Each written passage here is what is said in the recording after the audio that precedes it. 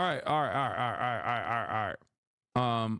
Let's get it twisted. 60 Day 3's the election is Labor Day. Biden slash Harris on the campaign trail. Trump's posting hella racist shit. Israel anti-Netanyahu protests. Anti-Satan-Yahu protests over ceasefire deal and more. Wukong chapter 3 later. Get in now. It's Labor Day. Got to demand your workers' rights. Yeah, my only demand from my micromanaging ass bosses in the chat, all 30,000 of you, is that you watch me game. Okay, that's all I got. That's my dream. Will we watch some point the Victor Galmanti Hassan debate? Probably not. Correction, Walt's not in the motorcade crash. He was not in the car. Okay. What if instead of Netanyahu, it was Netanyahu and he was nuttin'? I mean, probably no apartheid at that point, I think. If he was nuttin'. I'm audio only chatter throughout Labor Day. Sorry, Haas. All good. I'm playing Wukong. I can't watch. I'm sorry. Play scary games. I'm there. Okay, guys, stop apologizing. Just keep the fucking stream on. You know what I mean? Just keep the stream on and move away from it. That's all you got to do. Yeah, we'll talk about the Hollywood director Harmony Korine, who said Kai Cenat and I Show Speed are Kino. I agree with him. Tips on getting your aura up. I have no tips on that. It's just you just kind of have it. That's it. You just got to become a more confident person. Okay. Did you know that most earthworms aren't native to NA? They were brought over in an act of global warming. It's crazy. What is happening in this chat today? All right. Do we have a blast off meme? Do we have a blast off meme chat? Do we? Do we not? Son, can we be friends? I'm very lonely. No. Unfortunately, we can't be friends. That's not how this works. Okay? That's not how that works. I'm not going to sit here and lie to you. Okay? I'm not going to sit here and be like, "Oh yeah." That's not how this works. You should develop healthy relationships in your life instead of believing that you are friends with the streamer that you're watching. Okay? Holiday chatters are weird. I know. Days off chatters always come in with the craziest statements. We are not friends, but we are comrades. That is true. Wow, it's not gripping advice. Get good or just stop being sad for real. Yes. As long as you fight for the causes in terms of all of the awful things that harm others around you and yourself, then we are comrades, and that is enough. And through that process, you will develop lifelong friends regardless.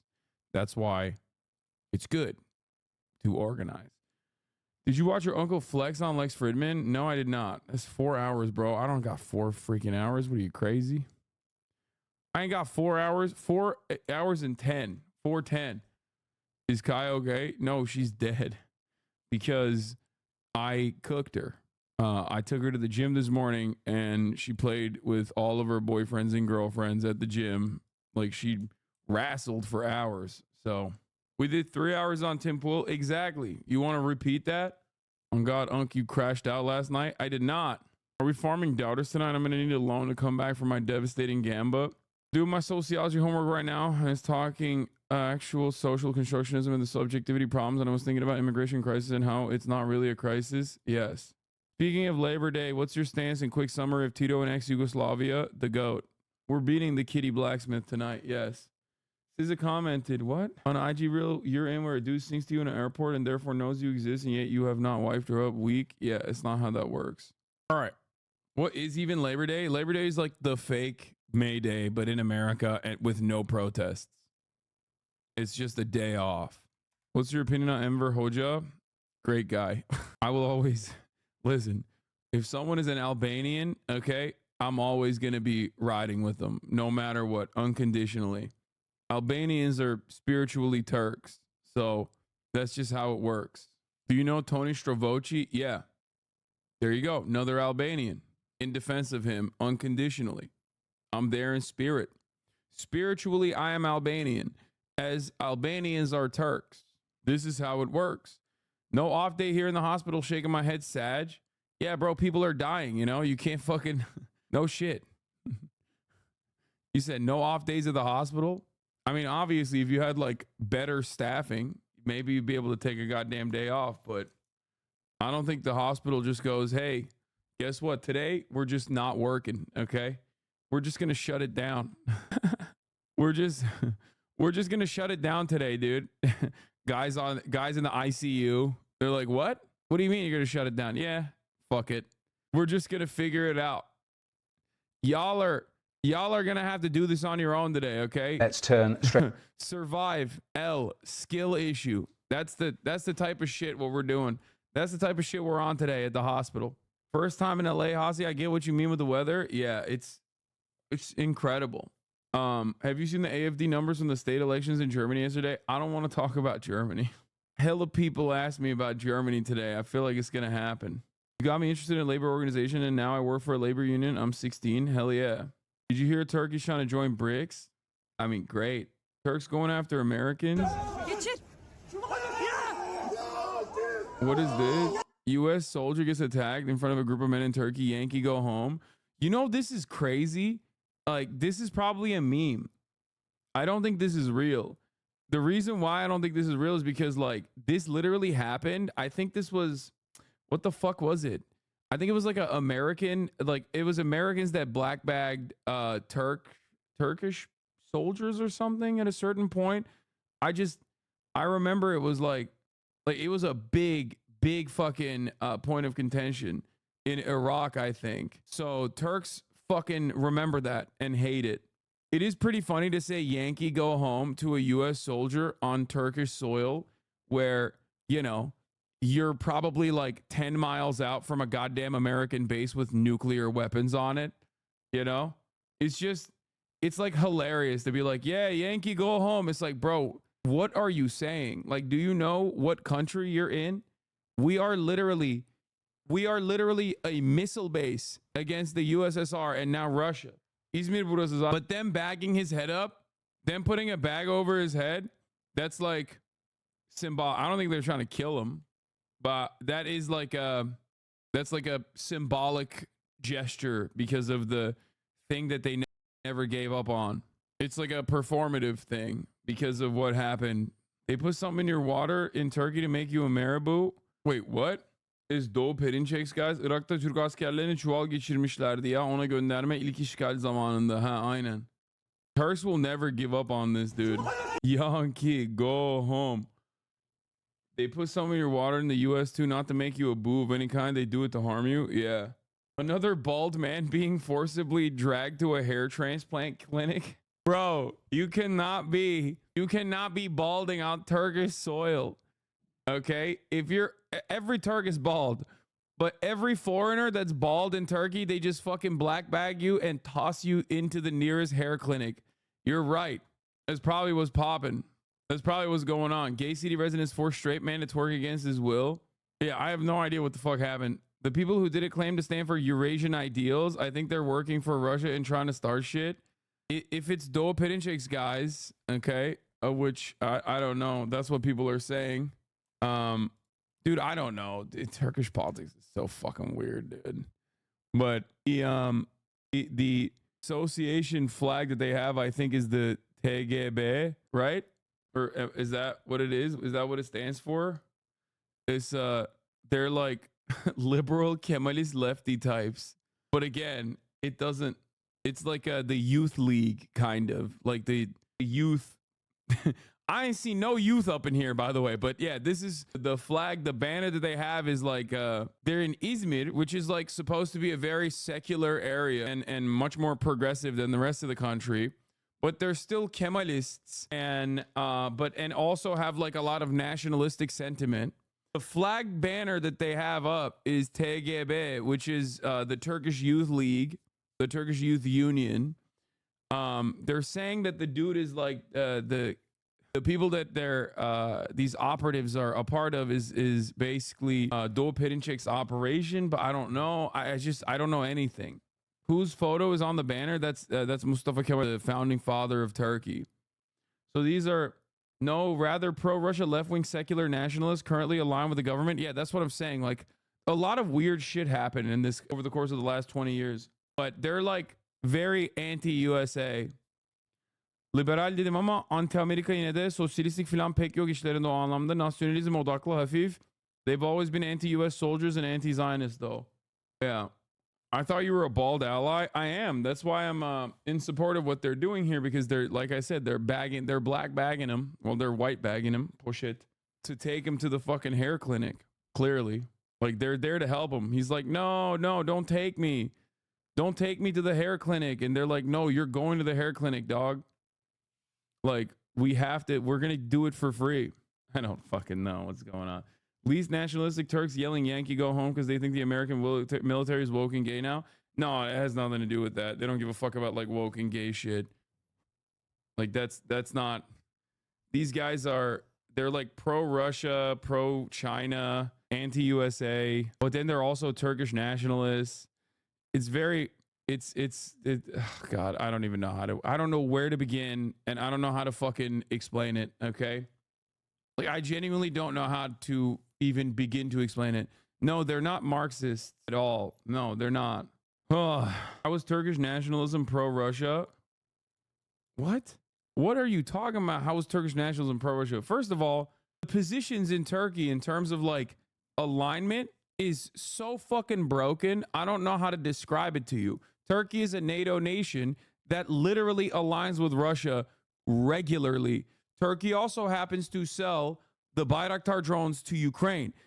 If you want to understand Recep Tayyip Erdogan's stance, you have to look at it like in the simplest terms possible. Play both sides and you always come out on top. He ends up coming out in the bottom every time, but like he's attempting to play for both sides to come out on top. Straight up. Like he literally is trying to facilitate. I mean, there was obviously the missile crisis, like the missile defense system crisis that occurred in Turkey. They're a NATO nation. They're a part of the F-35 or used to be a part of the F-35 program. And simultaneously, they were trying to get like Russian defense, like newer Russian defense systems. So America was like, you can't do that. Obviously, we can't put our fucking planes on the same platform as like our enemy's defense system.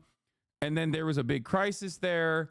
Then they got kicked off of the F-35 program, but they're still a NATO nation, obviously, and they have the second largest army in NATO in general.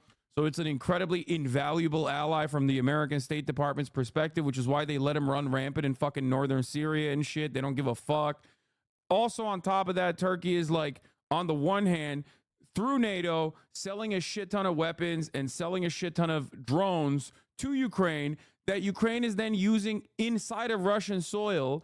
However, on the other hand, Turkey is facilitating an energy deal with the Russian government. So you can't really, there is no fucking way to comprehend what Turkey's position is in terms of like why Turkish nationalists are pro-Russia. You will never be able to discern, you will never be able to understand it. Okay? At least with like America, there's like, you kind of understand. I can tell you exactly what America's interests are in almost every single circumstance, right? Turkey, on the other hand, is impossible to decipher in many instances. Erdogan isn't at the table. Erdogan is the table. Yeah, masa biziz.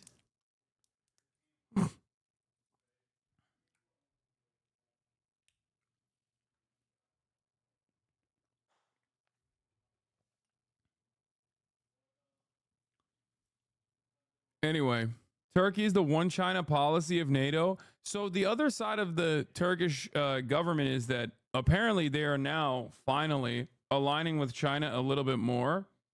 This is what I've heard. Sorry, I had to send a text message. Why don't they play both sides with Greece? Yeah, they have like a EV thing going on with China, which I think is good. Oh, why on us gonna pick you? Turks love Atatürk while also loving the Ottoman Empire. Despite one trying to be secular and one being an Islamic caliphate, nationalism in Turkey is literally contradictions stacked on one another. No, technically the Ottoman Empire is not like the Ottoman Empire is not seen as like the Islamic caliphate. It's the same principle behind the USSR. The way that like older Russians analyze the USSR as a major force on the planet. It's not necessarily always about the socialism or the attempts of socialism, but instead being a hegemonic power on the planet. And in terms of the Ottoman Empire being an Islamic caliphate, I've talked about this quite a bit, but The Ottoman Empire was quite literally, maybe not in the last, maybe not in the like the last part of the Ottoman Empire, the fall of the Ottoman Empire, but like leading up to it was always considered to be woke in comparison to like its contemporaries. So it's never been like it's literally never been like a, oh, this is a very restrictive Islamic caliphate and we want to do that. It's ironic though. It's ironic though because that's what the way that Erdogan presents it as. Like Erdogan literally will always talk about the Ottoman Empire, or at least like make inferences to the Ottoman Empire as though it was like leading the Ummah and it was the maintenance of the Islamic caliphate that was significant. But like it literally was insanely progressive in comparison to other empires, and the way that it treated its like I don't even want to say colonial subjects, because it's like it was significantly more progressive than its counterparts at the time, which allowed it to be so expansive and so powerful for a very long time. Was Atatürk a socialist? Fuck no, he was an anti-socialist. But so Erdogan is in some sense a dictator like Putin. Erdogan and Putin have a lot of similarities. The only difference is Erdogan happens to preside over a NATO nation. Putin wishes that he could, but he never got to. Oh yeah, no, holy fuck, you're 100% on the money with older Russians. As a regular Russian chatter, I talk to these boomers IRL at the gym and whatnot, and they fucking love the power and the glory of the USSR. Yeah. So it's not like, depending on who you talk to, you're right. It's, in terms of like Turkish nationalism being contradictions stacked onto one another, but that's just every nationalism, obviously, because like nationalism and fascism are just like inherently contradicting. So you're not wrong on that front. It's just that, you know, there's you know, it's very, how do I describe it? It's just very personal to people, the way that they see it, and it's very different from person to person. Do you not like Atatürk at all? I see Atatürk in the same way that I see the founding fathers in the United States of America. You know what I mean? Like some good, some bad. That's just the way I see it in terms of like in terms of being a revolutionary force. That's just literally it's almost identical. No slave ownership, obviously, on the Atatürk front, but I'm Kurdish, and Turk racism is also unique because if I tell people I'm Kurdish, they go, no, you're Turkish. So it's kind of unique in that way too. Yes, this is also a very funny way in which like there is the alt kimlik üst kimlik mentality, where Turkish racism is so odd because it's like, no, you're fucking Turkish, you're not Kurdish. Like they literally would just be like imagine like the racist people in America are like, no, you're Mexican, you're not American. Imagine if like racist people in America were like, no, dude, you're actually American, you're not Mexican at all. And you were like, no, you don't understand. Like, I have this ethnic background. They're like, no, it doesn't work like that.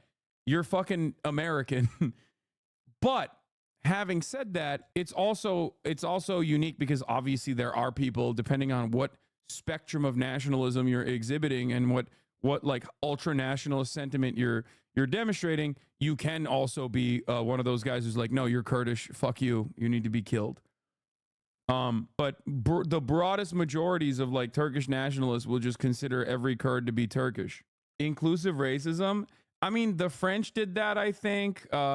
People will say the Han Chinese kind of do that. It's like it's forcible assimilation in many respects. It's like, so it's obviously not good, especially considering that Kurds are 35 million in the region with no fucking nation state. So they're one of the largest ethnic groups on the planet with no like with no national sovereignty whatsoever. But that's what it is.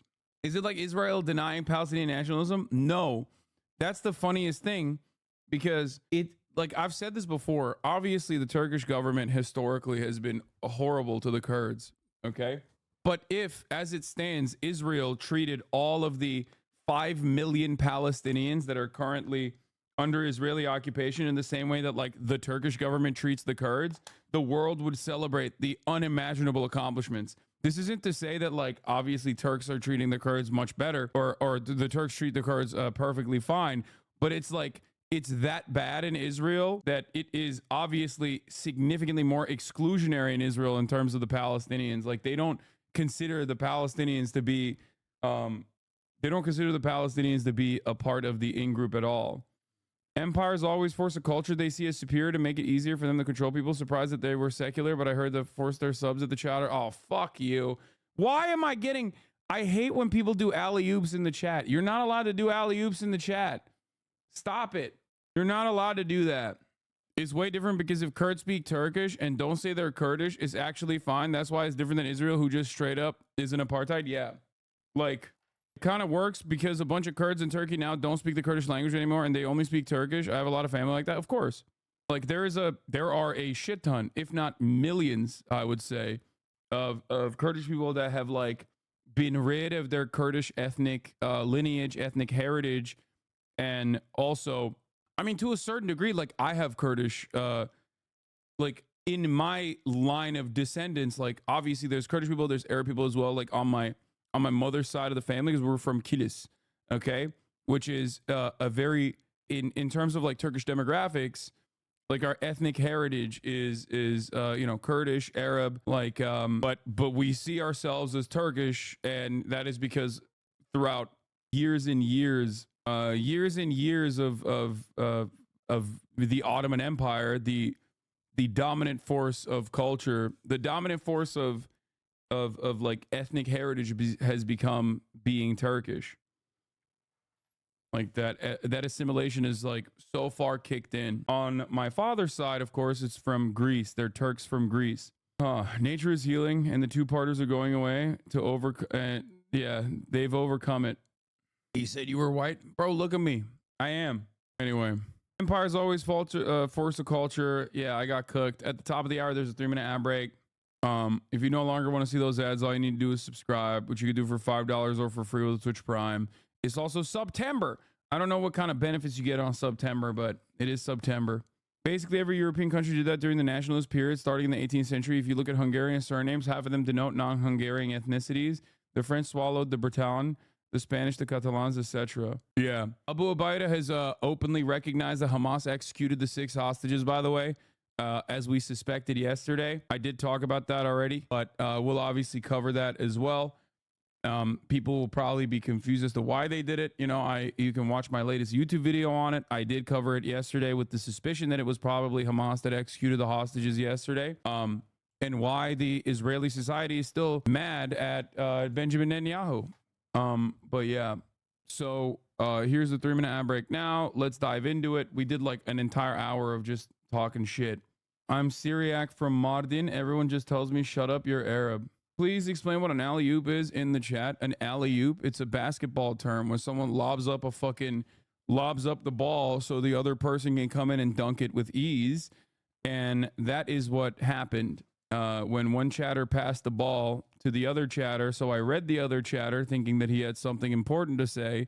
And it turns out what he was doing was serving the 3-minute ad break at the top of the hour. All right. Let's get to Israel. Straight away to breaking news regarding the Middle East, because the UK Foreign Secretary has just announced a partial suspension of export arms licenses to Israel. He made that announcement in the House of Commons in the last 20 minutes or so. A partial suspension. It covers 30 arms export licenses. We will play you the clip of David Lammy making that announcement in the Commons here in the next little while. But more pressure clearly on Israel and the Prime Minister. We've seen those comments in the last hour or so from Joe Biden saying Benjamin Netanyahu is not doing enough to actually secure that new hostage and ceasefire deal. And now the UK Foreign Secretary making this announcement. And of course, all the while today, we've had that general strike with thousands of people on the streets, adding yet more pressure on Israel's Prime Minister. Well, as I said, that announcement just made in the last little while from David Lammy. So let's hear him speaking there in the British House. No, it's for me. It is with regret, bitch, that's mine, that I inform the House today the assessment I have received leaves me unable to conclude anything other than that for certain UK arms exports to Israel, there does exist a clear risk that they might be used to commit or facilitate a serious violation of international humanitarian law. How long before the current post-40s colonial borders completely break down due to climate, mass migration, and instability? It's kind of already happening in the Sahel. California will be dry desert and Rust Belt will become the Great Lakes Confederacy.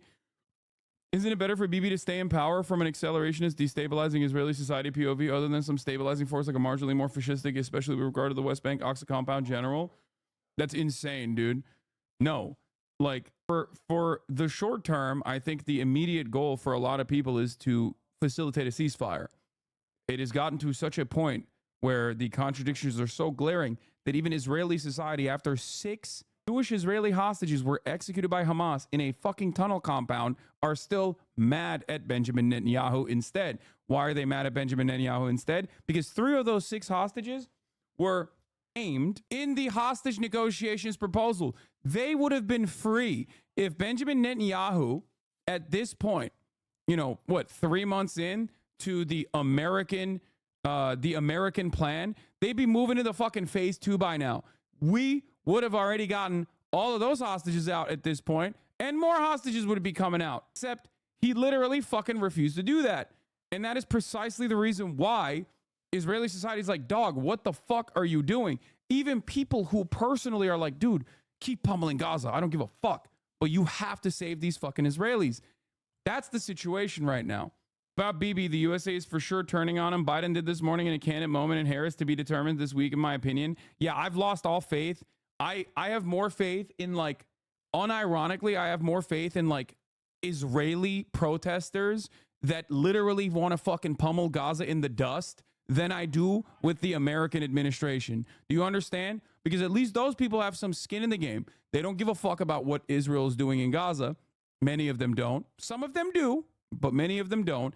But regardless, they still want these material demands because they have a personal vested interest in at least the ceasefire happening. I don't give a fuck what the American government says. The American government can suck my dick, okay? Joe Biden can suck me from the back. Kamala Harris can suck my dick. I have not heard a single fucking peep from either of these pieces of shit, these genocidal fucking monsters on Israel that is even beneficial for them from an electoral perspective. So I'm fucking done with them until I see like actual material changes, okay? I don't give a fuck what they say behind closed doors, okay? That's it. That's it. That's straight up it. I don't care. I don't have any fucking faith in them whatsoever, goddamn ever, okay? I don't have any faith with them. No faith whatsoever. They've shown zero proof that they are actually invested in facilitating a ceasefire. They have all the fucking cards. They hold all the cards to ensure that this happens, and yet they have not moved in that direction even a little bit, okay? Until I see some real fucking actions, I'm not going to ever act like, oh, they said this behind closed doors. Oh, they said that behind closed doors. You know what they said publicly? Kamala Harris outflanked even the fucking Keir Starmer Labor government in the sentiments expressed post the retrieval of the 6 hostages that were shot and killed, okay? She outflanked the Israeli society. She outflanked even the fucking Labor government. She literally did not even mention the ceasefire. You know who did mention the ceasefire? The fucking parents of the goddamn hostage that was killed, okay? By name. Not only did the parents, the hostage families, literally name Benjamin Netanyahu as the most significant person responsible for the death of their children, okay? They straight up named the policy poison pill that Benjamin Netanyahu has added onto this ceasefire proposal in an effort to continue this song and fucking dance. They are the ones who are recognizing it because they had so much more to lose than the American government, okay? So fuck Kamala Harris, fuck Joe Biden, okay? It is wild to me that you got the parents, American Israeli parents of one of the fucking hostages writing a letter, not only singling out Benjamin Netanyahu, but also singling out the exact ways in which Benjamin Netanyahu is refusing to deal by mentioning the Philadelphia corridor as a point of contention that Benjamin Netanyahu has used in an effort to continue the hostage negotiations without any sort of productive outcome, okay? When they're doing that and the American government is outflanking them and saying, this is on Hamas only, Hamas only, Hamas only, we will end Hamas militarily, a goal that is unachievable, a goal that is so unachievable that Israeli generals have recognized that it is unachievable, okay? I don't care They do not have a dog in this fight. They do not give a shit. And they don't even care if they fucking lose the election as a consequence of this. Okay? Yeah. They have not moved an inch from unquestionable support for Israel. Saying you're against something you're fucking facilitating is criminal, but they're not even saying they're against it. That's the other part. They're never saying that they're against it. You have to listen. Meanwhile, Benjamin Netanyahu's digging his fucking heels in. Bibi had a press conference today that was insane. He dug in, essentially killing any illusion on a deal. He also told his generals to shut the fuck up because he's the boss. Incredible stuff. Incredible stuff going on. Here's Benjamin Netanyahu's press conference. Here's the map that he showed. Of course, the West Bank does not exist on Netanyahu's map, and Gaza is forever Israeli enclave. This speech will go down in history as Netanyahu's open admission to the world that Israel will remain between the river and the sea indefinitely as long as he rules. Okay? That's what's going on. And Americans in positions of power, American leadership is going, la, la, la, la, la, la, la, la, la. I can't hear you. Okay? They're fucking telegraphing this shit. The Israeli government is telegraphing this shit. Okay? They are saying it. They're screaming it from the fucking rooftops. Okay? Here, Netanyahu isn't doing enough to get a Gaza hostage and ceasefire deal. My report on Axios. This is what Biden said about Netanyahu, okay, this morning. Before leaving the White House to Pittsburgh, Biden was asked by reporters to comment on Netanyahu's remarks about the Philadelphia corridor. We are still negotiating the final hostage and ceasefire deal proposal. We're not negotiating with him. I'm negotiating with my colleagues and with Egypt and Qatar, Biden said. The president's comments suggested the final bridging proposal will be presented to the parties without further U.S. consultation with Israel. It's fucking bullshit, okay? They should have done this months ago, okay? It is insane to me.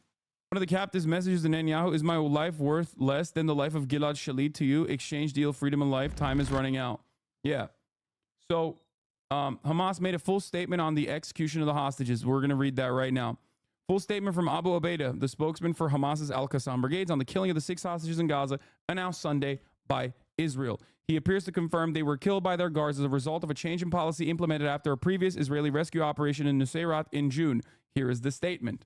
Netanyahu and the occupation army alone bear full responsibility for the deaths of the captives as they deliberately obstructed any prisoner exchange deals for narrow interests, in addition to intentionally killing dozens of them through direct airstrikes. We say to everyone clearly that after the Nuseirat incident, new instructions were issued to the fighters assigned to guard the captives regarding how to deal with them in the event of the occupation army approaching their detention location. Netanyahu's insistence on freeing the captives through military pressure instead of making a deal will mean their return to their families in coffins. Their families must choose, either dead or alive. This is why I told you that you will never have a situation where Hamas just like voluntarily fucking kills a hostage for no reason whatsoever. Okay? I told you this since October 8th. It makes no sense for them. The only reason why they would do it, because they're not like fucking, regardless of the way that like they're presented as like barbarian rapist monsters, they obviously have a fucking like a line of logic here in the violence that they dish out. Okay? The ultimate goal of taking the hostages is leverage. This is not the ultimate goal of taking hostages. The ultimate goal of taking the hostages is leverage. If Benjamin Netanyahu, when there is literally a fucking ceasefire proposal on the table for 3 goddamn months that the American government actually put together, that the United Nations voted for, okay, and Benjamin Netanyahu is still like, I'm not going to do it, I'm not going to do it, and then they try to militarily extract some of these hostages, yes, they are going to increase the pressure by doing this. It is brutal. It is barbaric, certainly, but there is a logical reason for it, okay? Do you understand? Analysis is not justification. I'm not saying that at all, but this is the ultimate goal here. But Hamas uses women and children as shields, or am I wrong? No, you're wrong. That's just a lie that Israel tells all the time as they shoot through everything. They do not make distinctions. They shoot through the Israeli hostages. They don't give a fuck. Yeah. You're engaging in diplomatic negotiations and Israel sends in military commandos to try and free the hostages behind the back of that diplomacy. What the fuck do people expect to happen? Yeah, I mean, this is straight up. I mean, pretty basic stuff. You see it even in movies. You know what I mean? Don't defend this. Still murder them, though. Don't defend this fucked up logic. I don't think you understand this. I don't think you understand what I'm saying. Okay? They did. Okay? They did. They murdered them. They murdered them because the alternative is for them to be free through the ceasefire negotiation. This is a reality that many Israelis, hundreds of thousands of them that took to the fucking streets, also recognize. So I don't know why you are in the United States of America refusing to reckon with that reality. If there was no alternative, if there was no ceasefire negotiation on the fucking table and they were doing that, then yes, you're right. It's fucking slaughter. It's butchering. Okay? It is still brutal. It is what they're doing is still brutal, by the way. Obviously, murder is brutal. Kidnapping is brutal.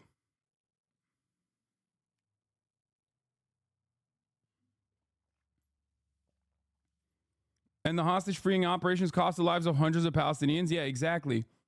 The reason why they spelled out why they changed their policy is because of the Nusayrat operation in June that killed hundreds of Palestinians, by the way.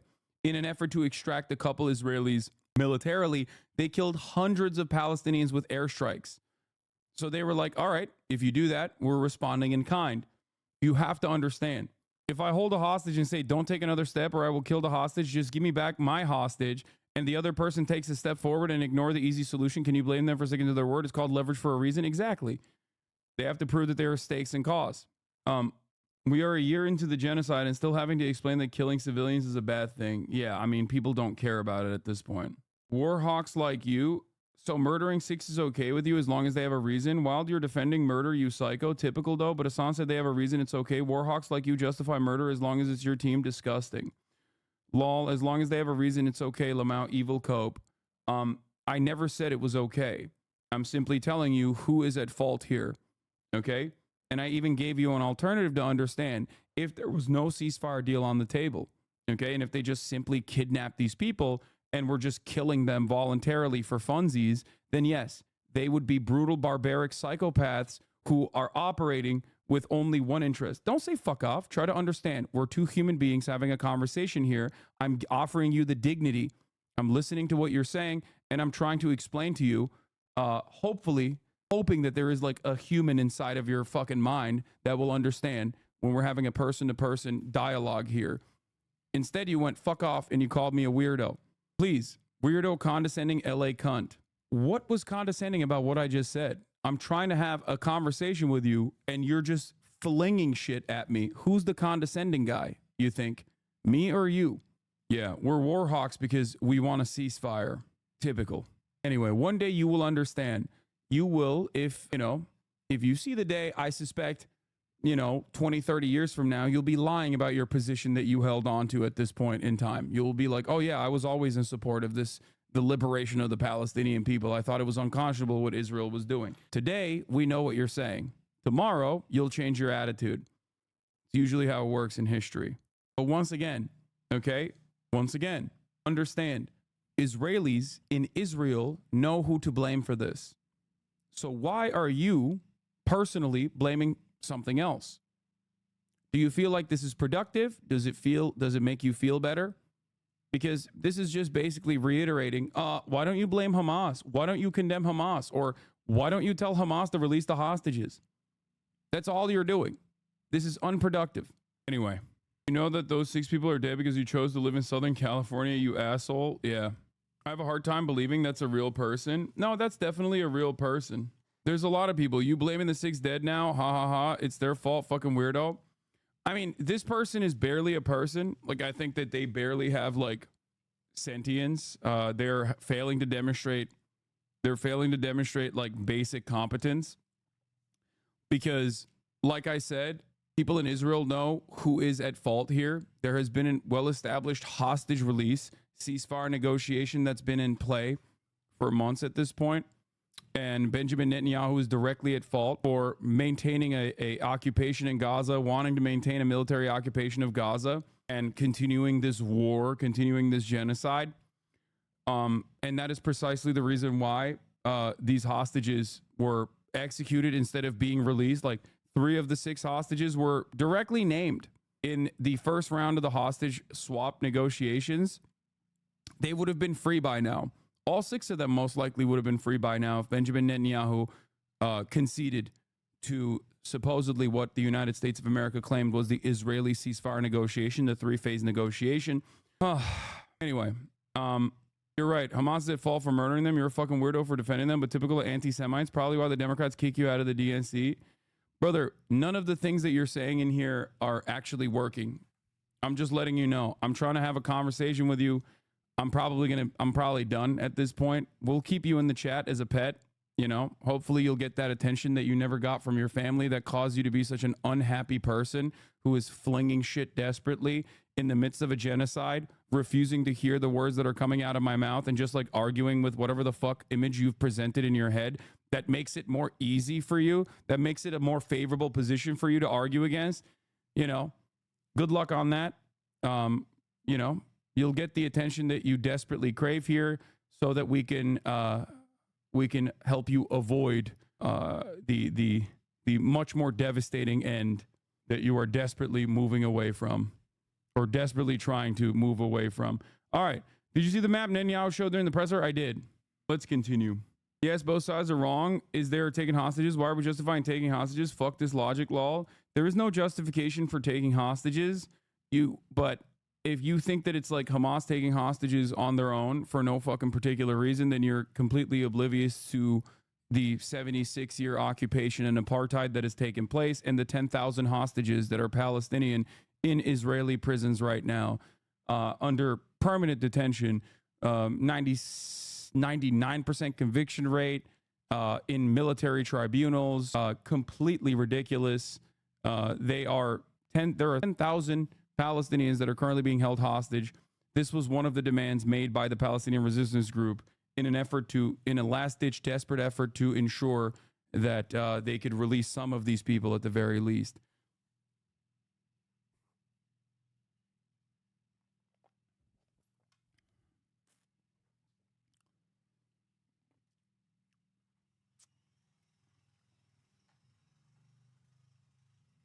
It is now clear that any attempt to try to physically rescue the hostages will literally lead to their deaths. Negotiations are the only way. Yeah.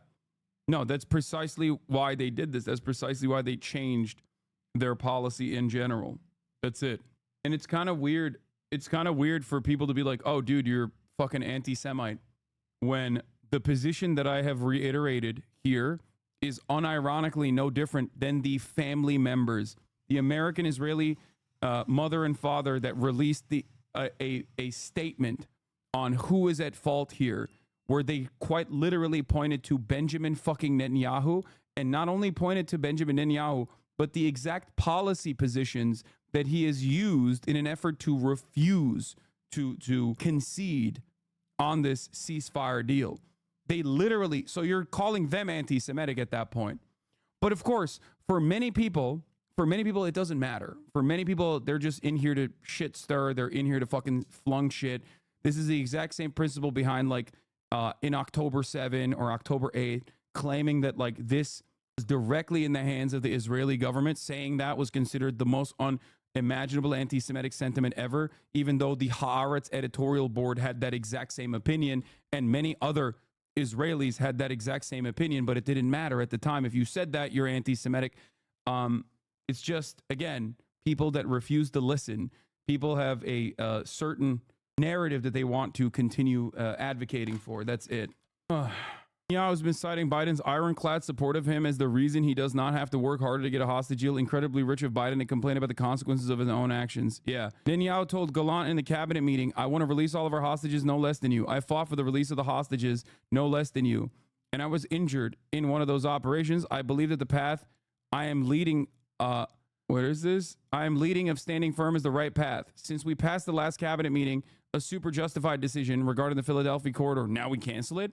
After the terrible murder of our hostages, such a step will send a dangerous message to Hamas and will lead to more concessions that will endanger Israel's security, like making a complete withdrawal from the Gaza Strip, to allow the smuggling of hostages in Sinai and from there to Iran. I said yes to the Americans on May 27th and August 16th.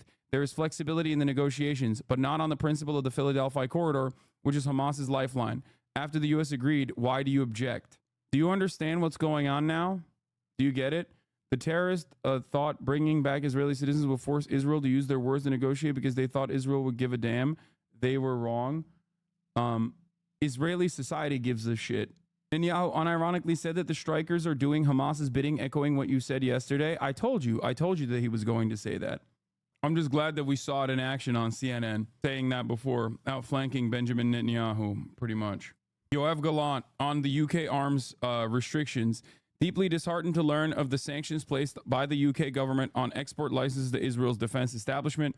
This comes at a time when we fight a war on 7 different fronts, a war that was launched by a savage terrorist organization unprovoked, at a time when we mourn 6 hostages who were executed in cold blood by Hamas inside tunnels in Gaza, at a time when we fight to bring 101 hostages home. I stand by our troops and security agencies, working with immense courage, professionalism, and moral values. We remain committed to defending the state of Israel and her people. Again, the more this kind of pressure increases, the more Israel refuses to recognize that they are a pariah state that everyone else notices is behaving in this unhinged manner. Do you understand? This is going to push Israel firmly and firmly, further and further into a firm commitment to nationalism, fascism. They're already there, okay? 7 fronts, unprovoked. Hilarious. Before leaving the White House to Pittsburgh, Biden was asked by Nadia Bilbazi to comment on Netanyahu's remarks about the Philadelphia corridor. We're still negotiating the final hostage and ceasefire deal proposal. We are not negotiating with him. Like I said, I already read this earlier. He said he's not negotiating with Netanyahu. He's negotiating with Egypt and Qatar. It doesn't fucking matter, though, because until he says, hey, guess what? UK just sanctioned weapons, okay? No more export licenses to Israel's defense establishment. We are going to follow suit. What the fuck is Israel to do? When America says no more weapons to Israel, this is why I told you. When America says no more weapons to Israel, Israel has to go, oh my God, I'm so sorry. What do you want from me? Okay? This is what I keep reiterating over and over again. Here's the cousin of a dead hostage on CNN, by the way. Let's hear what he had to say before people accuse me further and further of being like anti-Semitic or some shit. Going to use it for his media circus. That he's going to go with his media circus and say that he apologized to us. So we didn't want to be a part of this horrible charade. He is going to use the murder of my cousin in order to keep the war going, and this is exactly it. I'm furious. You know, it's exactly what he does. It's his responsibility that they were killed. He could have saved them, and if he just chose what. Hosbarists are on top of it today. You laugh at rape victims. Just saw the video. Even though your community got it removed from Reddit, ghoulish and weird as fuck. Get help, says Blinkin Blimpin. He's back. He's black. He's back. Come on, dog. Come on, brother. Be real, okay? No, don't ban him. By the way, I want him to keep chirping in the chat. Just let him do all of his fucking little commentary in the chat. Bro left to do hate research. I know. Got it removed from Reddit. I know. It's also ridiculous. I'm 100% sure he's a Unit 8200 employee. No, he's not. He's just a fucking idiot who's doing this for free. Yeah, my community is not necessarily on Reddit. Let's be real. And now it's his fault that she's dead. And now he's using her death to hostages die in captivity. This is exactly what's going to happen. And Hamas is a terror organization. We blame him for the killing, the execution of the hostages, of course. But on the other side, I want to see a nation that believes in life and not another politician who believes that he can use death as a weapon and the death of civilian hostages as a. What is this? This guy said Israel should follow suit and kill all of their. What is going on today? Whoa. A lot of people are getting banned before I can even read their fucking insane commentary. Hold on, chatters. Israel should follow suit and kill all the Palestinian hostages. I agree with Hasanabi. There should be consequences. How are there supposed to be? Tens of thousands seems like a good start. Well, Israel has already killed tens of thousands of people in its offensive genocide. 40,000 to be exact. It seems like you forgot about that number. Now you're talking about the 10,000 people that are currently detained in Israeli facilities. They are killing them. They're raping them to death. And then the Israeli society, in certain instances, is actually celebrating that achievement as though it's actually something that is permissible. And not only that, but also they made one of the fucking main rapists a television personality after it came out that he was one of the main rapists. So, you know, they're already doing that. That you, I guess, forgot about all of that, or maybe were oblivious or are or refusing to recognize that. You do think it's okay when Israel does it, though. That's the difference. You know?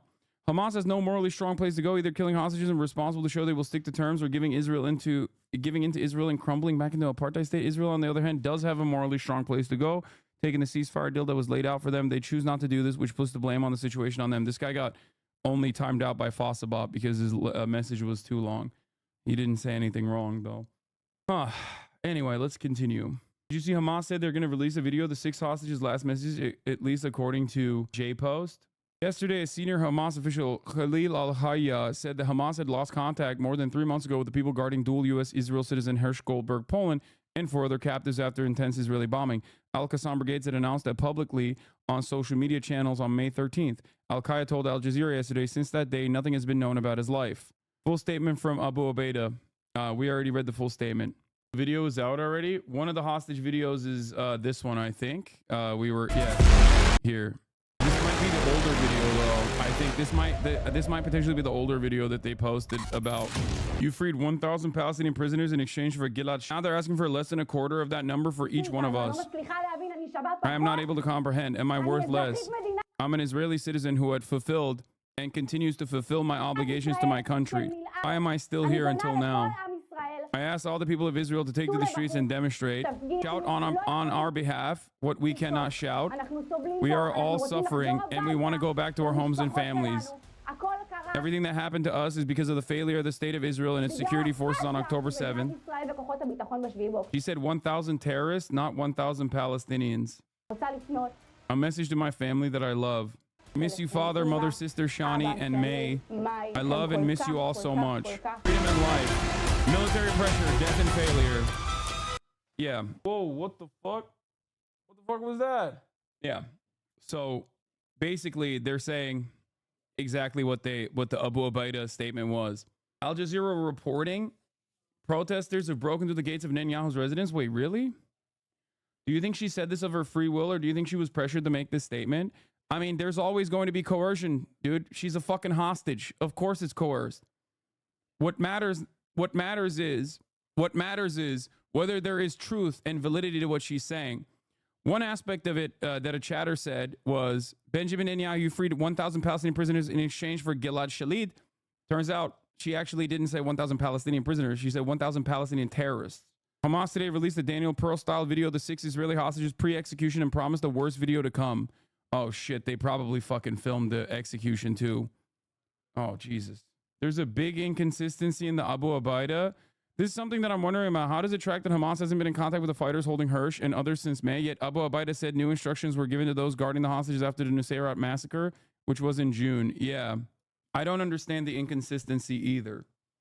I don't know why a senior Hamas official said that Hamas lost contact more than 3 months ago with the people guarding the dual U.S. Israeli citizen Hersh Goldberg, Poland, and yet Abu Ubaidah earlier in that same Twitter thread that Jeremy Scahill is writing on. There's something that does not make sense. They may have reestablished contact. Both could be true, potentially.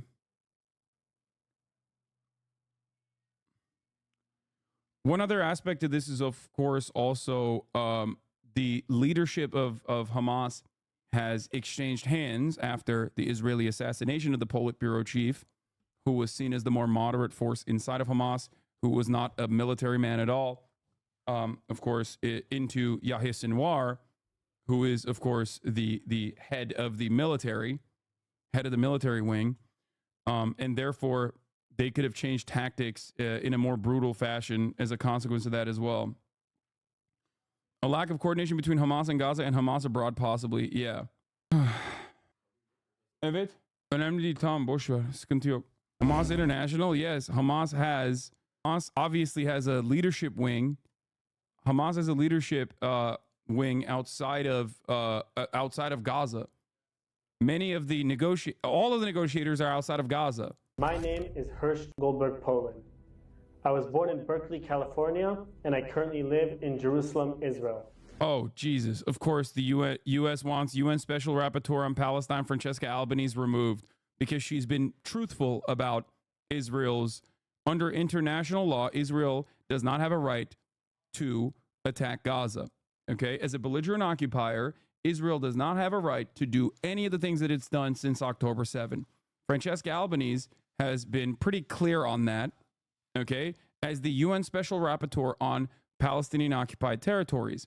Of course, the United States would be petitioning to remove her now from this position. They've been trying to get her removed for a while, But you know, it's the same principle behind obviously the Gambian prosecutor at the ICC. America literally fucking sanctioned her under the Trump administration. It's it's just like I hate doing good guy bad guy narratives and good guy bad guy dynamics here. Okay, but the reality is it's fairly obvious where America's coming from. Like, they are the bad guys here. Okay, they are the big bad. Like, there is no other way to look at the situation. It's like, it's fucking ridiculous. The U.S. wants UN Special Rapporteur on Palestine, Francesca Albanese, removed. Bipartisan group of congresspeople demanded her ouster early this year. Last month, the U.S. ambassador to the UN said Albanese is not fit for any UN post. I asked Albanese about this. Her response: I also understand that I'm one of the most problematic voices these days because I'm in the UN and I expose the falsehood that is spread by Israel, the criminal aspects of this war, and which is also something that the U.S. is complicit with. So, of course, it's upset them. There is always someone who's suffering more than me, which is the Palestinians. I can bear the brunt of the criticism from powerful states who are providing the means to enact the genocide. That was a couple days ago. Anyone who is like consistent on this, anyone who says the truth on this, immediately they're cast aside. They're called anti-Semitic, a narrative that does not work any longer, for the record, which is, for the short term, not the worst thing. But for the long term, will lead to dire consequences in general, because I do suspect that there is like a lot of underlying anti-Semitism that exists in Western society. And I do think that all of this like cynical anti-Semitism deflections and anti-Semitism shields that have been deployed in an effort to defend Israel and connect Israel's violent, bloodthirsty actions to Judaism will cause a shit ton of anti-Semitism to fester and grow in Western society. It is truly, truly terrifying. Okay, were the 6 Israelis killed by Hamas or Israeli airstrikes?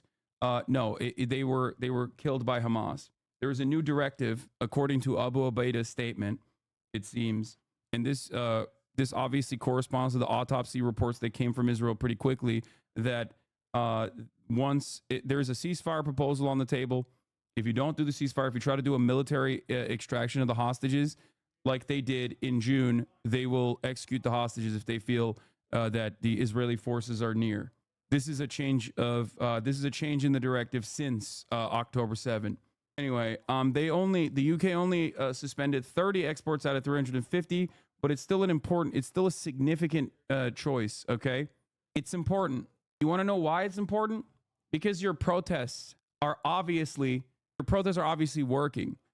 Even the fact that they have to act in this direction, implies that they are hearing you and they're moving in a direction that they've never fucking moved in. Okay? This is huge. If you think that this is nothing, I don't know what to tell you, okay? Because this was never a question.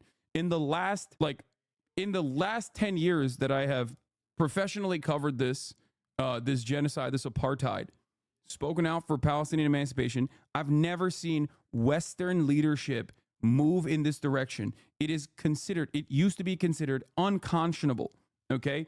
It was a non-starter. So the fact that it's happening now means the dam is breaking, okay? I have informed my Right Honourable friend, the Business and Trade Secretary, and he is therefore today announcing the suspension of around 30 from a total of approximately 350 to Israel as required under the Export Controls Act. These include equipment that we assess is for use in the current conflict in Gaza, such as important components which go into military aircraft, including fighter aircraft, helicopters and drones, as well as items which facilitate ground targeting. And for transparency, this government is publishing a summary of our assessment. Well, that was David Lammy speaking in the last few minutes. We'll talk to our political correspondent live here on the programme here after 5 o'clock. US President Joe Biden is meeting with the American negotiating team who've been taking part in the Gaza ceasefire talks. He called the meeting after the body of a US-Israeli citizen was recovered along with 5 others in southern Gaza on Saturday. President Biden spoke to the media before going into that meeting.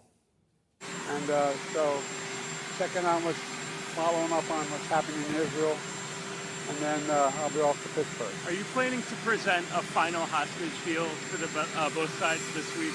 We're very close to that. What makes you think that this deal will be successful in a way that the other deals were not? Hope springs eternal.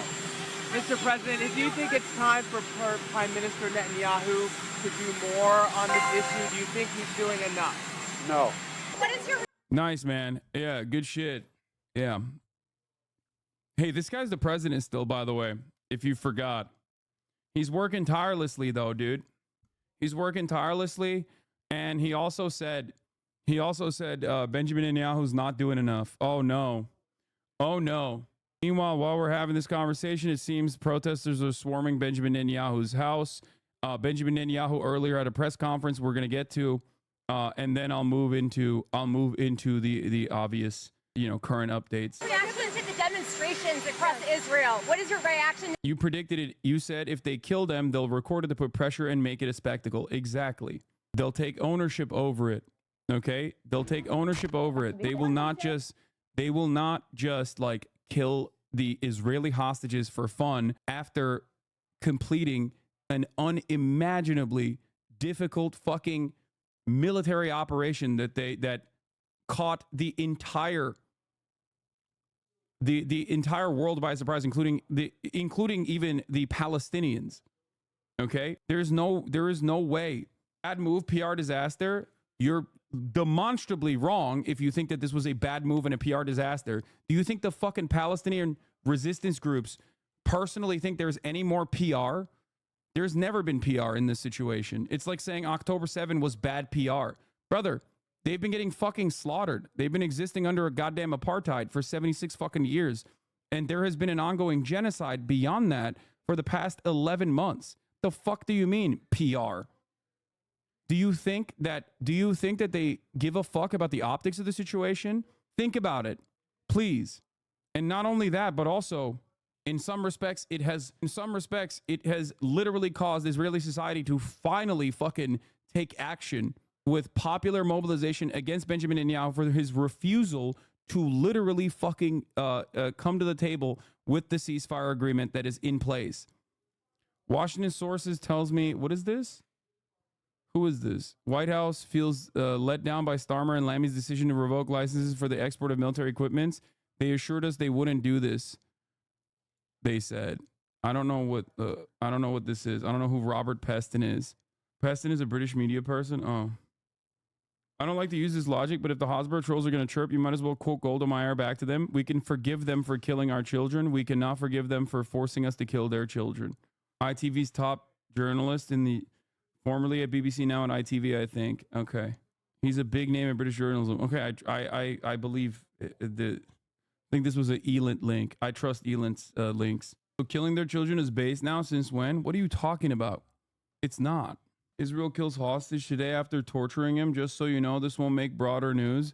Israeli forces return body of Palestinian man an hour after his arrest. Israeli forces arrested Ayman Abed, a 58-year-old Palestinian from the occupied West Bank, and returned his body to his family an hour later. Doctors said he died as a result of beatings and torture. That's a daily existence. That's a daily occurrence, by the way, almost, where they'll just forcibly fucking arrest someone, detain them, beat the shit out of them, torture them. Some of them die, and then they just return the body. I've never seen this quick of a fucking turnaround on a process like this. I suspect that it was done in pure anger as a consequence of the 6 hostages that were killed. So there you go. Yeah, they kidnap. Sorry, it's not an arrest. It is not an arrest. It's a kidnapping. Do you think the U.S. has had enough of Benjamin Netanyahu not obeying? No, I don't. I hope I'm wrong, but I don't. He was sleeping on his roof beforehand with his family. That won't even make a blip. That won't make a dent. That won't make a blip. No one will ever fucking talk about this in the Western media. You want to know why? Because Palestinian lives are not real lives in the eyes of the media. Okay, in the eyes of the West, a Palestinian life that was taken, a Palestinian that was kidnapped and murdered after being tortured ruthlessly, brutally, and then returned over the course of an hour. Okay, really quick operation. That is not important. That is precisely the reason why we never talk, or rather, not we never talk. We talk about this all the time. But the American media rarely ever recognizes the 40,000 deaths as anything but collateral damage for Israel's war and operations in Gaza. Okay? To the demonstration. I'm going to get the detail when I walk in, and I'll talk to you after that. Okay? Anyway, I'm not going to do a debate here. I'm just going to run the 3-minute ad break at the top of the hour. We're doing some serious coverage here, okay? So here's the 3-minute ad break now.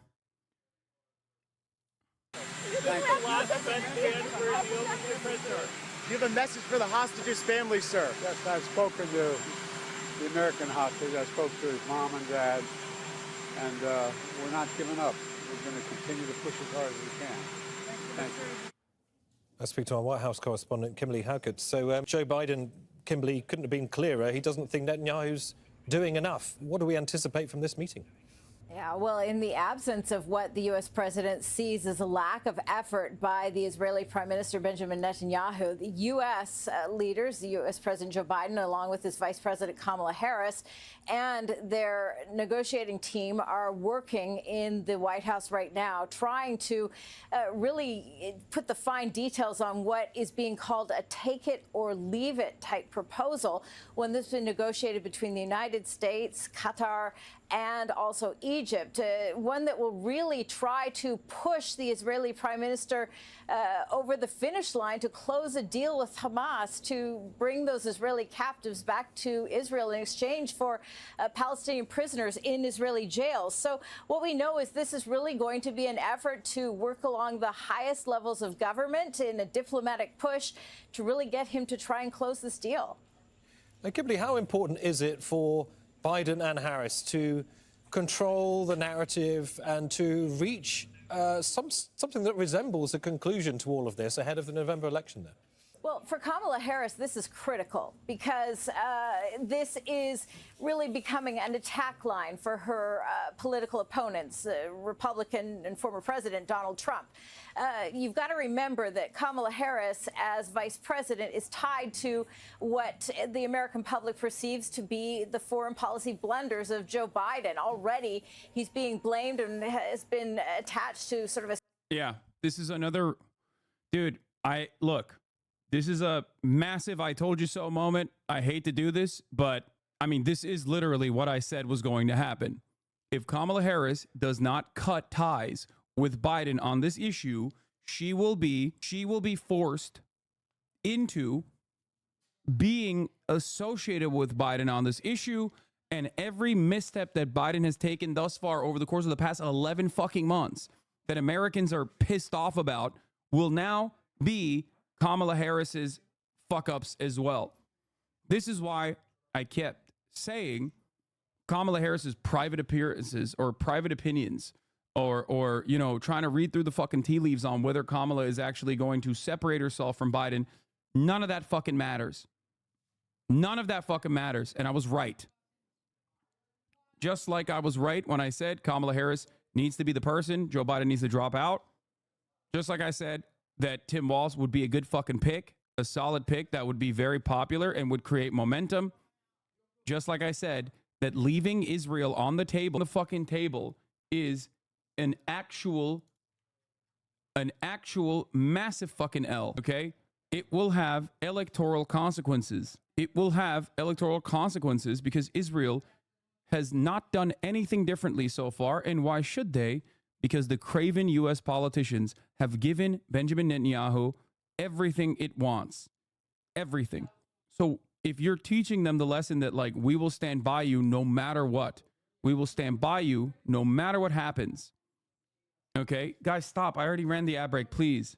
Why should Benjamin Netanyahu change course? Stain from the chaotic Afghan withdrawal, of which she has tried to distance herself. So if this is also perceived to be a failure on the part of the president, and the fact that Kamala Harris has invested herself in trying to reach a ceasefire deal with and push for that with the Israeli prime minister, she is also going to be blamed for that. So she's working hard, but the bottom line is even as they've tried to campaign in Pennsylvania, this crisis is certainly something that's going to overshadow that campaign appearance. All right, Kimberly, many thanks for that. Kimberly Halkett at the White House.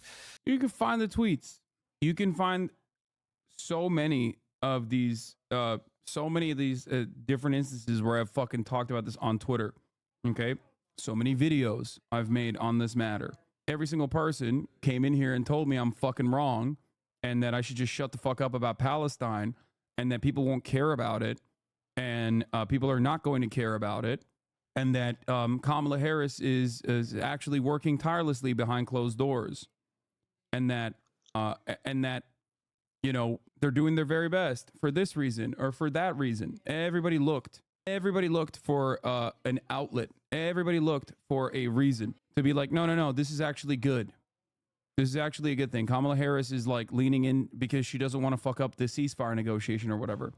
No, she should have been applying pressure instantly. Okay. Nothing behind closed doors. Openly, she should have been applying pressure to the Biden administration if she wants to win this goddamn election. Okay. I get it. People are desperate for change, and the Democratic Party gave them some crumbs of change that made it seem like things would be different. I understand that, but I told you time and time again. I mean, yeah, I said I can't be alone in thinking that Kamala should probably stop referring to Joe Biden at all going forward in her campaigns. I also said Kamala Harris should separate herself from Biden. Real Hillary moment from Kamala telling anti-genocide protesters that they want Trump to win if they keep speaking out of turn like that. But it's not just that. It's not just that. I said time and time again, foreign policy does not move elections until it's the only thing that people think about and it's the only thing that people talk about. There's a likelihood that leaving Israel, Benjamin Netanyahu, Trump's best buddy, okay? Trump's best fucking buddy on the table, allowing him to do a fucking October surprise at the behest of Donald Trump is insane to me.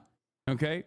Here's another one. Once again, it is morally the right thing to do. It is also electorally beneficial. Biden was trailing behind Trump on Israel by double digits before he dropped out. Kamala Harris must not continue this unpopular and cruel charade. Vibes only go so far. You need every vote. That's it. I gave you a historic example with Humphreys versus LBJ in the Vietnam War. He did not separate until it was far too late, and that cost him the election. It is crazy. It is crazy that they do not recognize this. Now let's talk about Benjamin Netanyahu asking for forgiveness over hostage killings as he warns about Hamas will pay a very heavy price. I am asking for your forgiveness that we did not manage to bring them back still alive. We were close, but we didn't achieve it. And I would also like to once again repeat this evening, Israel will not stand silently doing nothing facing this massacre. Hamas will pay a very heavy price for that in the war against the axis of evil and in this specific war against Hamas and also in the north.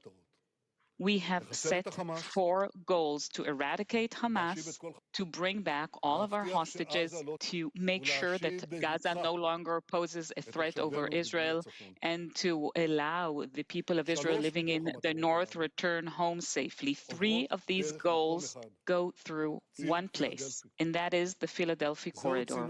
It is the conduit of oxygen and armament for Hamas, and I would like to devote several minutes in order to explain the meaning of the Philadelphia corridor. What is it?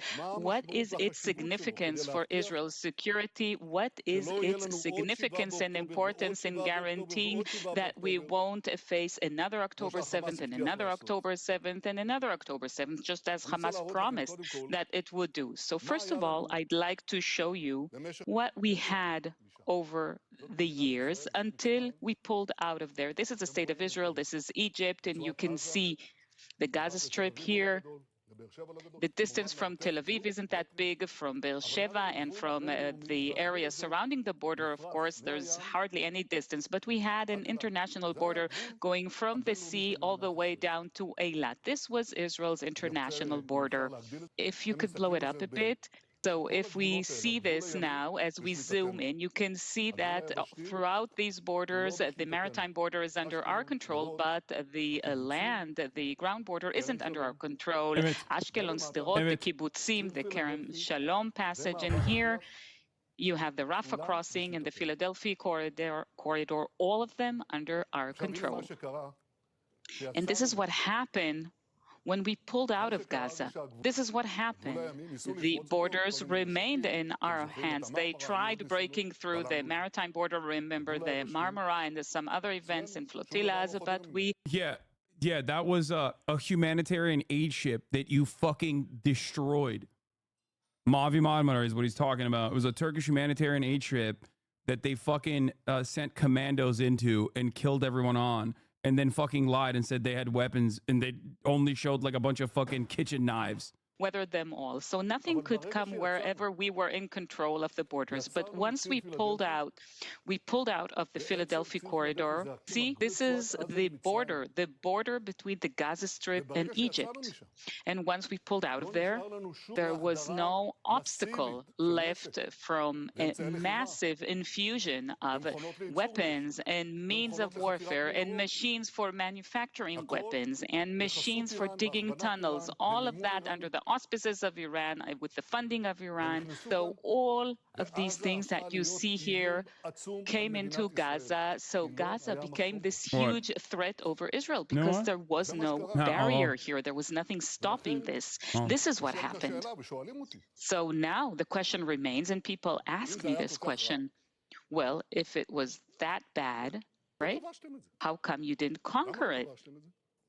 Why didn't you conquer it? And the answer is that we constantly tried to harm, to attack, of course, immediately after the disengagement, this armament, and of course, even more so under the time when Morsi was in regime, in power, but also with Mubarak as well. But we fought them. And there were a series of wars or campaigns. I led 3 of these campaigns: Pillar of Defense, Guardian of the Walls, and Protective Edge. We fought it. And this, of course, led to a situation in which we killed off thousands of terrorists and senior ranking commanders, the chief of general staff of Hamas, Jabri, but there wasn't national or international legitimacy to go inside of Gaza, to conquer it, to reconquer the Rafah crossing and the Philadelphia corridor. There wasn't any national consensus or international agreement to that. Now, the importance of the Philadelphia corridor, it's not something I'm just saying now.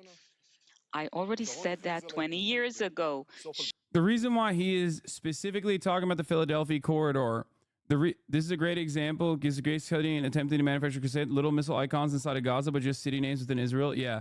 So the reason why he is like specifically talking about the Philadelphia corridor is because pretty much everyone in those in the Israeli protests are cognizant of the real spoiler in the ceasefire and hostage release negotiations that have been taking place. Everyone understands that Benjamin Netanyahu keeps adding additional poison pill provisions into the pre-existing framework, specifically to continue the war, continue the genocide. Okay? They know that. That's why they keep fucking mentioning the Philadelphia corridor and the permanent occupation of Gaza, the permanent military occupation of Gaza as a reason. They know that. So now he's turning around and trying to explain away why he's like, we have to have this permanent military occupation on the southern border between the Gaza Strip and Egypt, because then they'll take the hostages out from that border and they'll sneak them into Iran and we'll never see them ever again. And all this other bullshit. The irony, of course, is that, dude, if you did the fucking ceasefire deal, you would have the hostages. And everybody understands this, with the exception of dumbass Americans. Okay?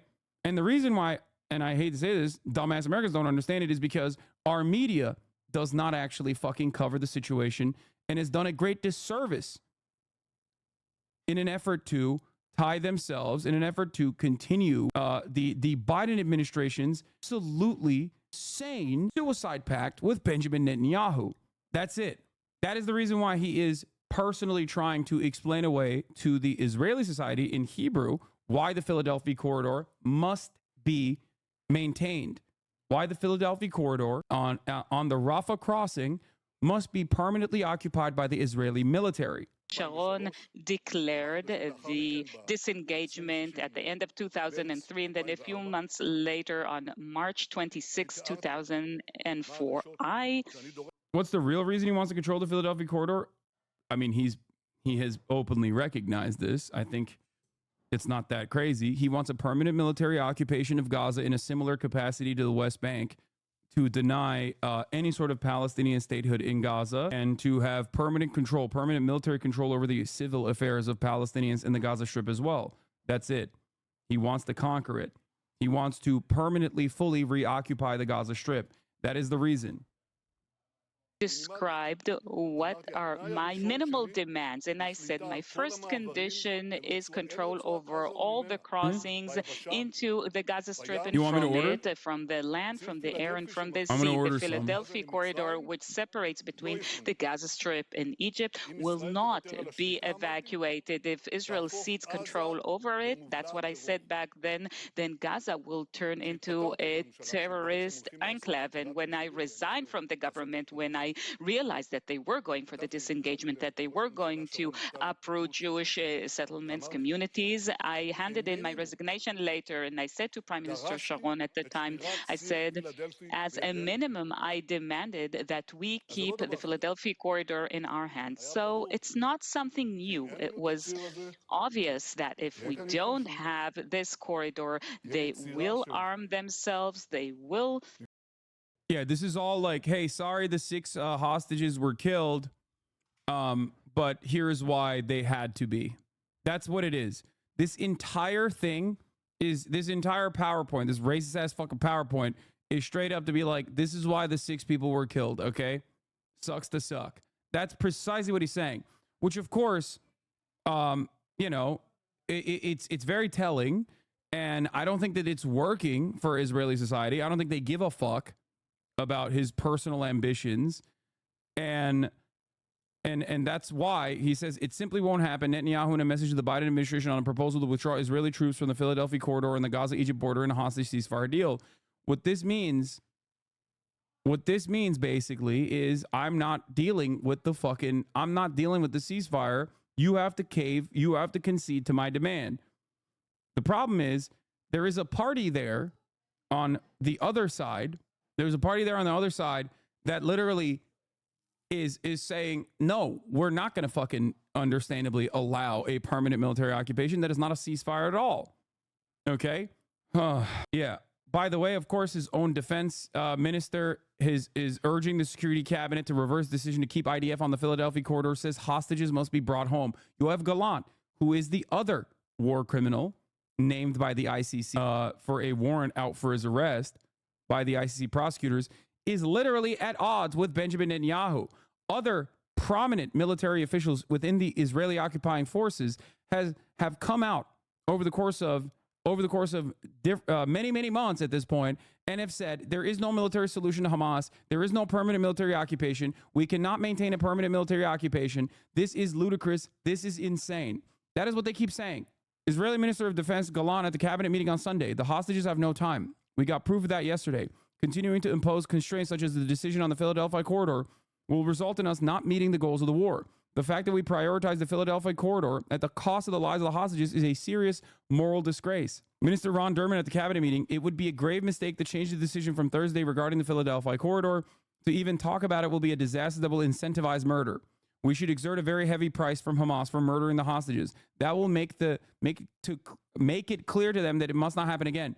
Except you have done that, dumbass. You have. Like, you've killed 40,000 plus Palestinians. You've destroyed every fucking inch of the Gaza Strip. Okay? You've done that already. It's not working. There is no heavier cost to incur in this circumstance. It's just one fucking note, one speed. Netanyahu told Gallant in the cabinet meeting, I want to release all of our hostages no less than you. I fought for the release of the hostages. We already covered this part. Kamala Israel rat fuck pack. What is this? I'm 90% sure they're trying to rat fuck. The outside group Future Coalition PAC has launched a bunch of digital ads on Facebook and Instagram, Snapchat discussing Harris's support for Israel. These digital ads are targeted at very specific communities in Michigan. Map of the targeted zip codes below.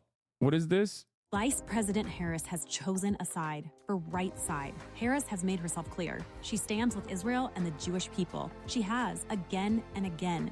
She understands the unbreakable bond between the U.S. and Israel. So when Netanyahu came to D.C., Harris hosted the Prime Minister at the White House. And when supporters of a free Palestine stood up for Gaza, Harris put them in their place. And supporters of Free Palestine, they hate her. Because Kamala Harris gets it. We can trust she'll always support Israel. Wait, are they saying they're running these ads in Muslim districts? I mean, what do you think? This isn't real, is it? Oh my God. It 100% is. Now, if only there was a way. I mean, this is literally that YouTube channel's description. Kamala Harris has helped put the American dream even further out of reach and can't be trusted to revive it. Future coalition pack is working to elect someone with fresh ideas who will fight for us. Yup. If that was an anti-Kamala ad, it's brilliant. It is an anti-Kamala ad. Of course it's an anti-Kamala ad. Guys, PAC rarely does ads about Israel. Okay? They didn't do... They paid very little mind and very little attention to Israel in any of their fucking forward correspondence in the Democratic Party primaries, because everybody understands ain't nobody give a fuck about Israel, dog. Okay, there are, however, some people who give a fuck about Palestine and Palestinians, and that's precisely the reason why this ad is being pumped in these districts, in these heavily Arab, heavily Muslim districts in Michigan. Okay.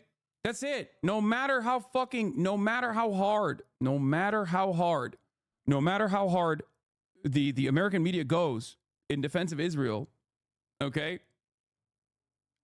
Most people either A, don't give a shit, B, don't understand it, or C, think it's fucking abhorrent. The easiest way to solve this, and ads like this specifically, would be to obviously openly communicate that that's not what you're doing. Okay? Yeah, it's a fucking Republican ad, dude. The outside group Future Coalition PAC has launched a bunch of digital ads on Facebook, Instagram, and Snapchat discussing Harris's support for Israel. These digital ads are targeted at very specific communities in Michigan. Map of the targeted zip codes below. It's very obvious what the fuck is going on. They're hitting Kamala by saying, look, she's incredibly pro-Israel. She's the most pro-Israel politician ever. Look at how pro-Israel she is. The unfortunate reality is she is fucking pro-Israel. That's it.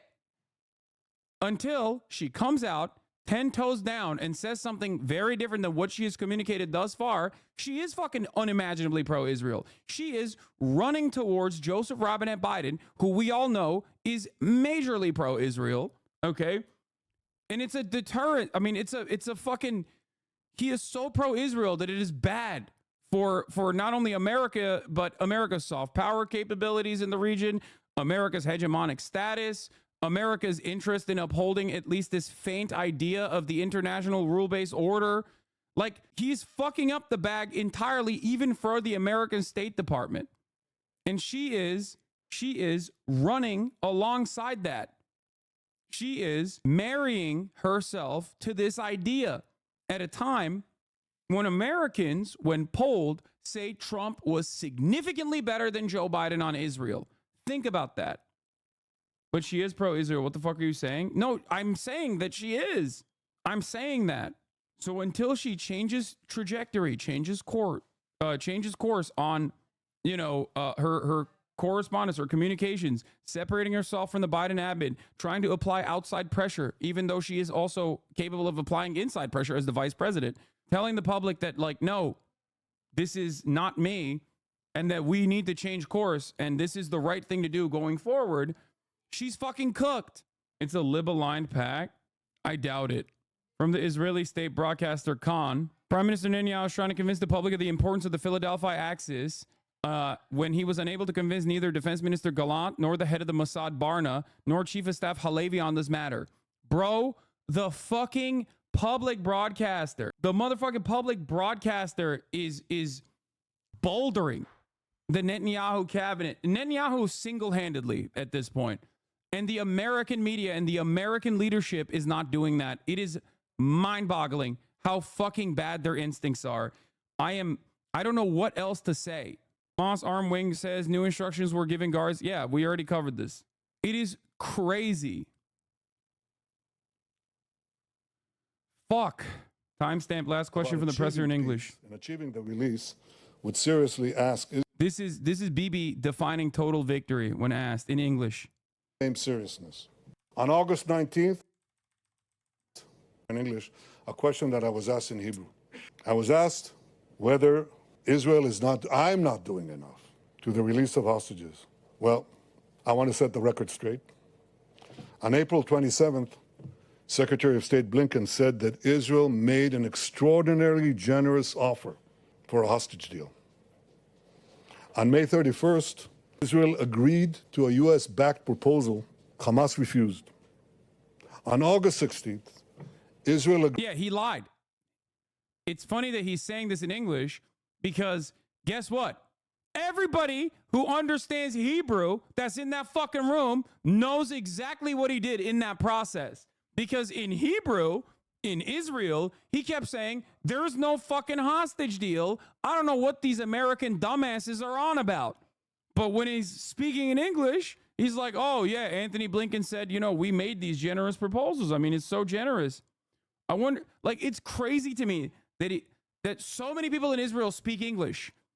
Okay? So many people see what he's doing. But it doesn't fucking matter because that question and that answer is for us in the Western world, for us in America, for us in the UK, for dumbasses that want to maintain this facade. Agreed to what the United States find as a final bridging proposal. Hamas refused again. On August 19th, Secretary Blinken said, Israel accepted the U.S. proposal. Now Hamas must do the same. On August 28th, that's 5 days ago, Deputy CIA Director said that Israel shows seriousness in the negotiations. Now Hamas must show the same seriousness. I want to ask you something. What has changed in the last 5 days? What has changed? One thing, these murderers executed 6 of our hostages. They shot them in the back of the head. That's what's changed. And now after this, we're asked to show seriousness? Is crazy because, again, this is for the Western world. This does not fucking work in Israel any longer. That's why this conversation that took place a couple hours ago in English is one thing, but what's going on right now in Israel is an entirely separate thing. So do not be duped. Here it is.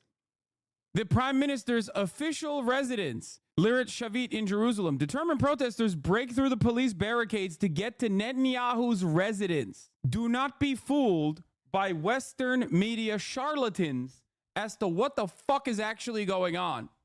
Israeli society is not oblivious to what the fuck is going on. They might hate Hamas, they might hate Palestinians, but they also fucking understandably recognize that there is one person who is at odds with even his own war cabinet in terms of his own personal military goals and his own selfish agenda. Okay?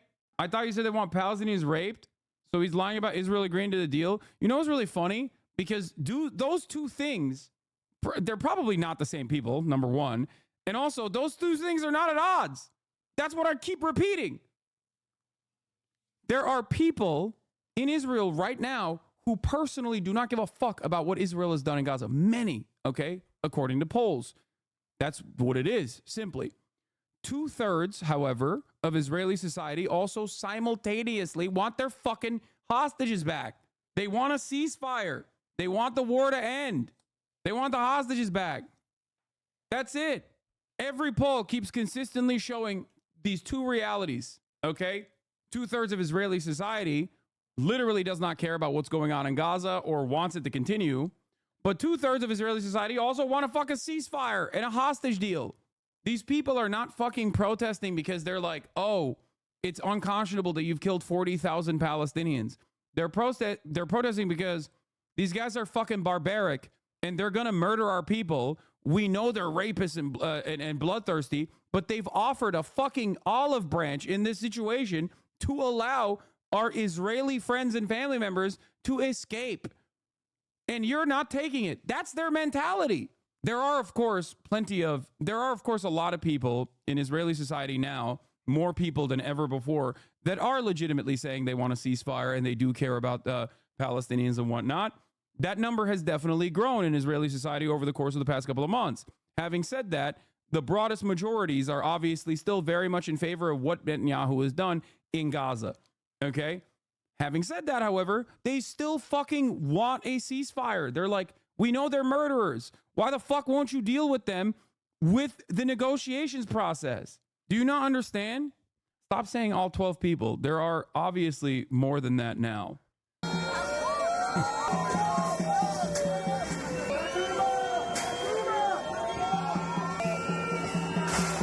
So yeah, all the PowerPoint and the chirping about the Philadelphia corridor is not for these guys.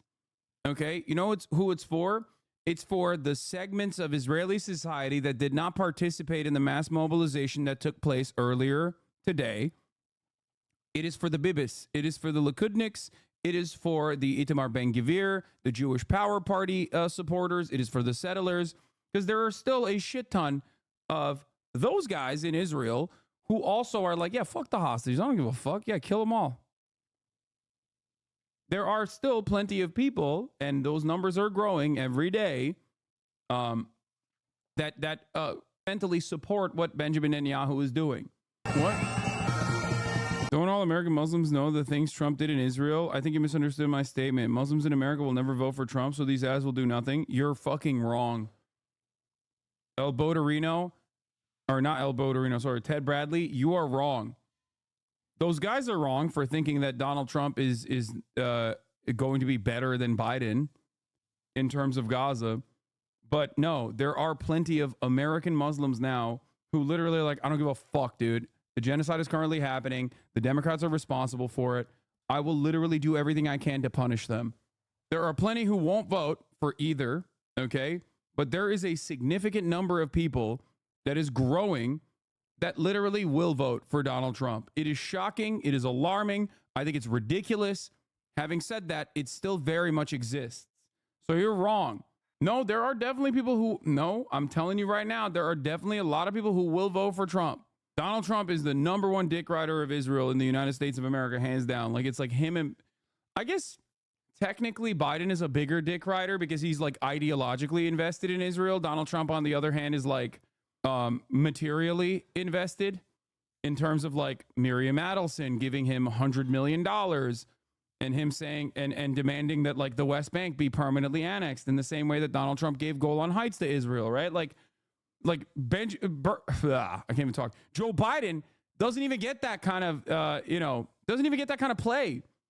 Joe Biden is not as well liked in Israel as Donald Trump is. Donald Trump's more popular than fucking Benjamin Netanyahu in Israel.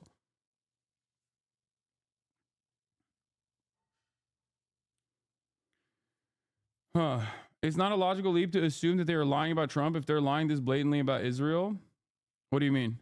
Yeah, but we know what Trump has done. Trump's actions are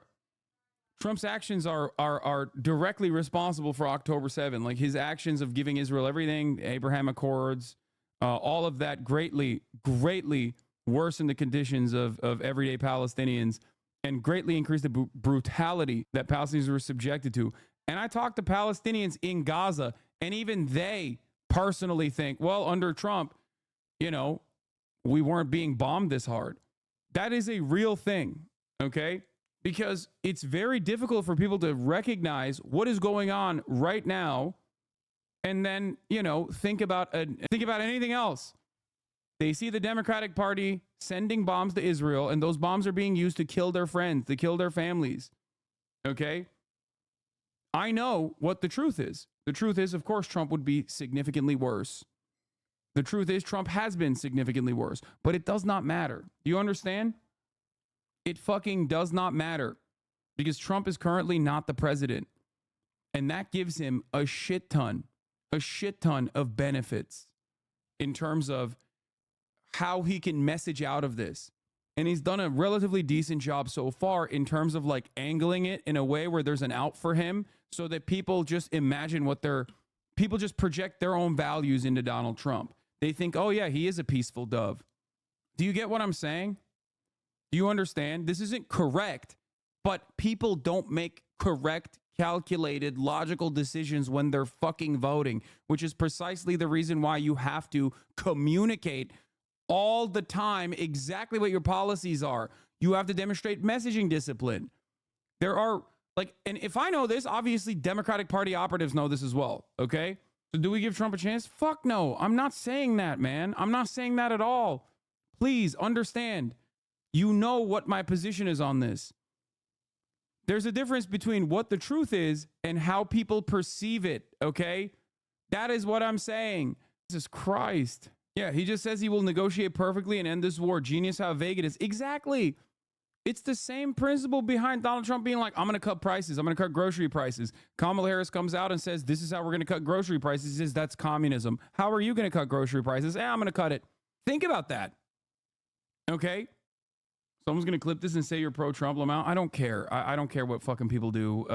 Like if people are that invested in like, you know, scarring my reputation or whatever in the midst of an ongoing genocide, as I'm literally talking about how Democrats should communicate better if they want to win, okay, then, you know, fuck those people. What are you going to do? Here's Netanyahu's plan for a Palestinian state. Basically shove all Palestinians to Gaza. The West Bank is erased. This is ethnic cleansing. I mean, it's exactly what it is. Yeah, they even bring up the Khabib clip. This has 96,000 likes, man. I'm telling you, people want to imagine. People always have a tendency to project what their own personal desires are to their politicians, especially if their politicians are perceived as charismatic. Okay? And in the absence of like counter messaging from the Democratic Party, of course, people are going to make their own minds up. I don't know. I got a little girl. I don't know. I got a little girl. I got to see. I think this could be it. Well, if it. And by the way, this is not my own inference. This is not just me like anecdotally talking about the things that I've heard from Arab Americans or even Palestinians stuck in Gaza that are currently experiencing a genocide. This also shows up in the data, okay? There is empirical evidence to back up this sentiment that Americans broadly want a ceasefire and even want to deny weapons transfers to Israel, but simultaneously, those very same Americans, when polled, think Donald Trump is going to do better than Biden did. He was, you know, leading by double digits on Biden on the issue of Israel-Palestine. And now, more and more, he's leading on Kamala Harris as well. Kamala Harris was closer early on to Donald Trump in terms of like who would do better in Gaza, okay? And now her fucking approval ratings on Gaza are worsening because she keeps coming out and tying herself to the current administration and their deeply unpopular policies. It's that simple. It's not that hard to understand. It is not that hard to fucking understand. Also, Trump has given way too many flip-flop passes by the public and the media. He can tell Palestinians will end the war while also telling Israelis and Jews will finish the job, and no one bothers to question him because he's Trump. Exactly. No, absolutely. Abso-fucking-lutely. Hassan, the hilariously sad thing is Trump was talking about Russia, Ukraine. Oh my God, I said this. Oh my God, I called this. Oh my God, I didn't even know he actually personally talked about the fight. He said to me, "Oh, I hope you can get in because we have to stop the wars. We have to stop the killing. So many people are being killed." He's a very smart guy, very interesting guy. We talked. Wait, I don't remember this in the fucking Logan Paul impulsive video. You guys would probably say he's the best ever, maybe, and he was just about my favorite guy. Right after the election, if I win, I will get that war stopped before I get to office. Talking about Russia, Ukraine. I'm talking about Russia, Ukraine. Oh my God. Oh my God. Okay, yeah, he did. He did. He 100% was, yeah, no, you're right. We watched this. Genuinely frustrating how willfully incompetent Dems are being, 100%. It is ridiculous. It is absolutely fucking ridiculous. What the Democrats are doing right now is poison, okay? Kamala has lost 40% support from Muslim voters. Wait, what? Shocking poll. Democrats had a 40-point drop with Muslim voters. Jill Stein is not tied with Kamala Harris with the Muslim vote. This is the strongest position third parties have been in my entire life. Yeah, okay, dude. Jill Stein is really cooking, dude. Jill Mentum is real. Come on, guys. All right, let's look at the protests. Demand that the government agree to a ceasefire. The protests are good because it's like at least getting some fucking real coverage in American media for the first time ever, communicating some of these desires that completely go against the American position and completely go against American State Department propaganda. In Gaza, I gotta Israeli pee. Prime Minister Benjamin Netanyahu is placing all the blame on Hamas, saying whoever murders hostages does not want a deal. Marcus Moore is on the scene in Israel. Good morning, Marcus. George, good morning. This is the funeral procession for 23-year-old Israeli-American hostage Hersh Goldberg, Poland. You see all of the people here in Jerusalem who have lined the procession route as they go to a nearby cemetery. His murder and that of 5 other hostages sparked deep sorrow and anger across Israel. Overnight, thousands packing the streets of Tel Aviv to protest the deaths of 6 more hostages. Protesters blocking a highway in Tel Aviv, setting fires, demonstrating against Prime Minister Benjamin Netanyahu's handling of the war. Israeli police seen clashing with protesters, arresting dozens, and using water cannons to disperse the crowd, dragging and pushing them through the streets. Outrage growing after the Israeli Ministry of Health says the 6 hostages were killed, quote, in a number of short-range shots, estimating their deaths occurred 48 to 72 hours before their bodies were examined. The hostages found in Gaza, Israeli-American Hersh Goldberg, Poland, among those murdered. Richmond, Virginia Rabbi David Asher, a friend of the Poland family, horrified by the news. Beautiful boy who was taken way too soon. It's horrible and tragic that so many civilians have died in Gaza during this war. I spoke with Hersh's mother earlier this summer after a video of him in captivity was released to the public. Listen, we are pawns in a game. Hostages are pawns in a game. Their families are pawns in a game. And a game that we didn't sign up for. The head of Hamas's negotiation team saying the hostages could have been brought back alive, claiming. What do you think finally made Biden go, Bibi isn't doing enough? Dude, I don't care, okay? I don't care. I don't care that Biden finally said Bibi isn't doing enough. For the past 3 months, Benjamin Netanyahu has openly fucking sullied the terms that the American government kept saying was Israel's own terms, okay? It means nothing. It means nothing to me, and it should mean nothing to you, okay? Until you see firm commitments, from the American administration currently, the Democratic Party, okay? Until you see them genuinely take a stance, it means nothing.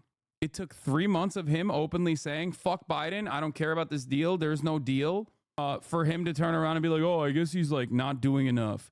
That's the strongest condemnation publicly that he's given to Benjamin Netanyahu. It does not fucking matter, okay? For the past 11 months, Biden has come out and been like, I want a 2-state. Benjamin Netanyahu comes out the next day, says, fuck a 2-state. How about a no state? Okay? Every fucking day. Rinse and repeat every fucking day for the past 11 months of this ongoing genocide. It is so ridiculous. Oh, wow. Finally, he said, Benjamin Netanyahu. Finally, he recognized the truth. Here it is in January 14th, 2024. Biden running out of patience with Bibi as Gaza war hits 100 days. Till he says, we are going to follow international law, until he says we are going to stop, we're going to follow American law that is already in the books in terms of weapons transfers to Israel. We cannot do it anymore because Israel is very clearly committing gross human rights violations, and therefore we cannot give them any more weapons. It is against the law. It is illegal under American law to continue giving weapons to a country that is openly violating international law. Okay? That is in the American law. Ain't nobody's out here demanding Biden fucking, invade Tel Aviv or some shit, okay? Which you could make an argument under international human rights and international law to do such a thing, but we're not even saying that.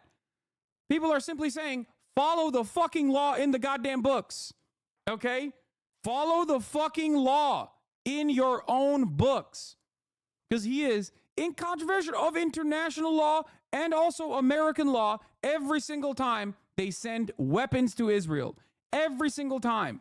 That's why it's important that the UK is at the very least stopping some weapons transfers. Anyway, so him consistently saying, I'm mad at Netanyahu, it's nothing. 30 licenses out of 350 doesn't matter. 30 licenses out of 350 is still good because last year it was 0. It was not even a question.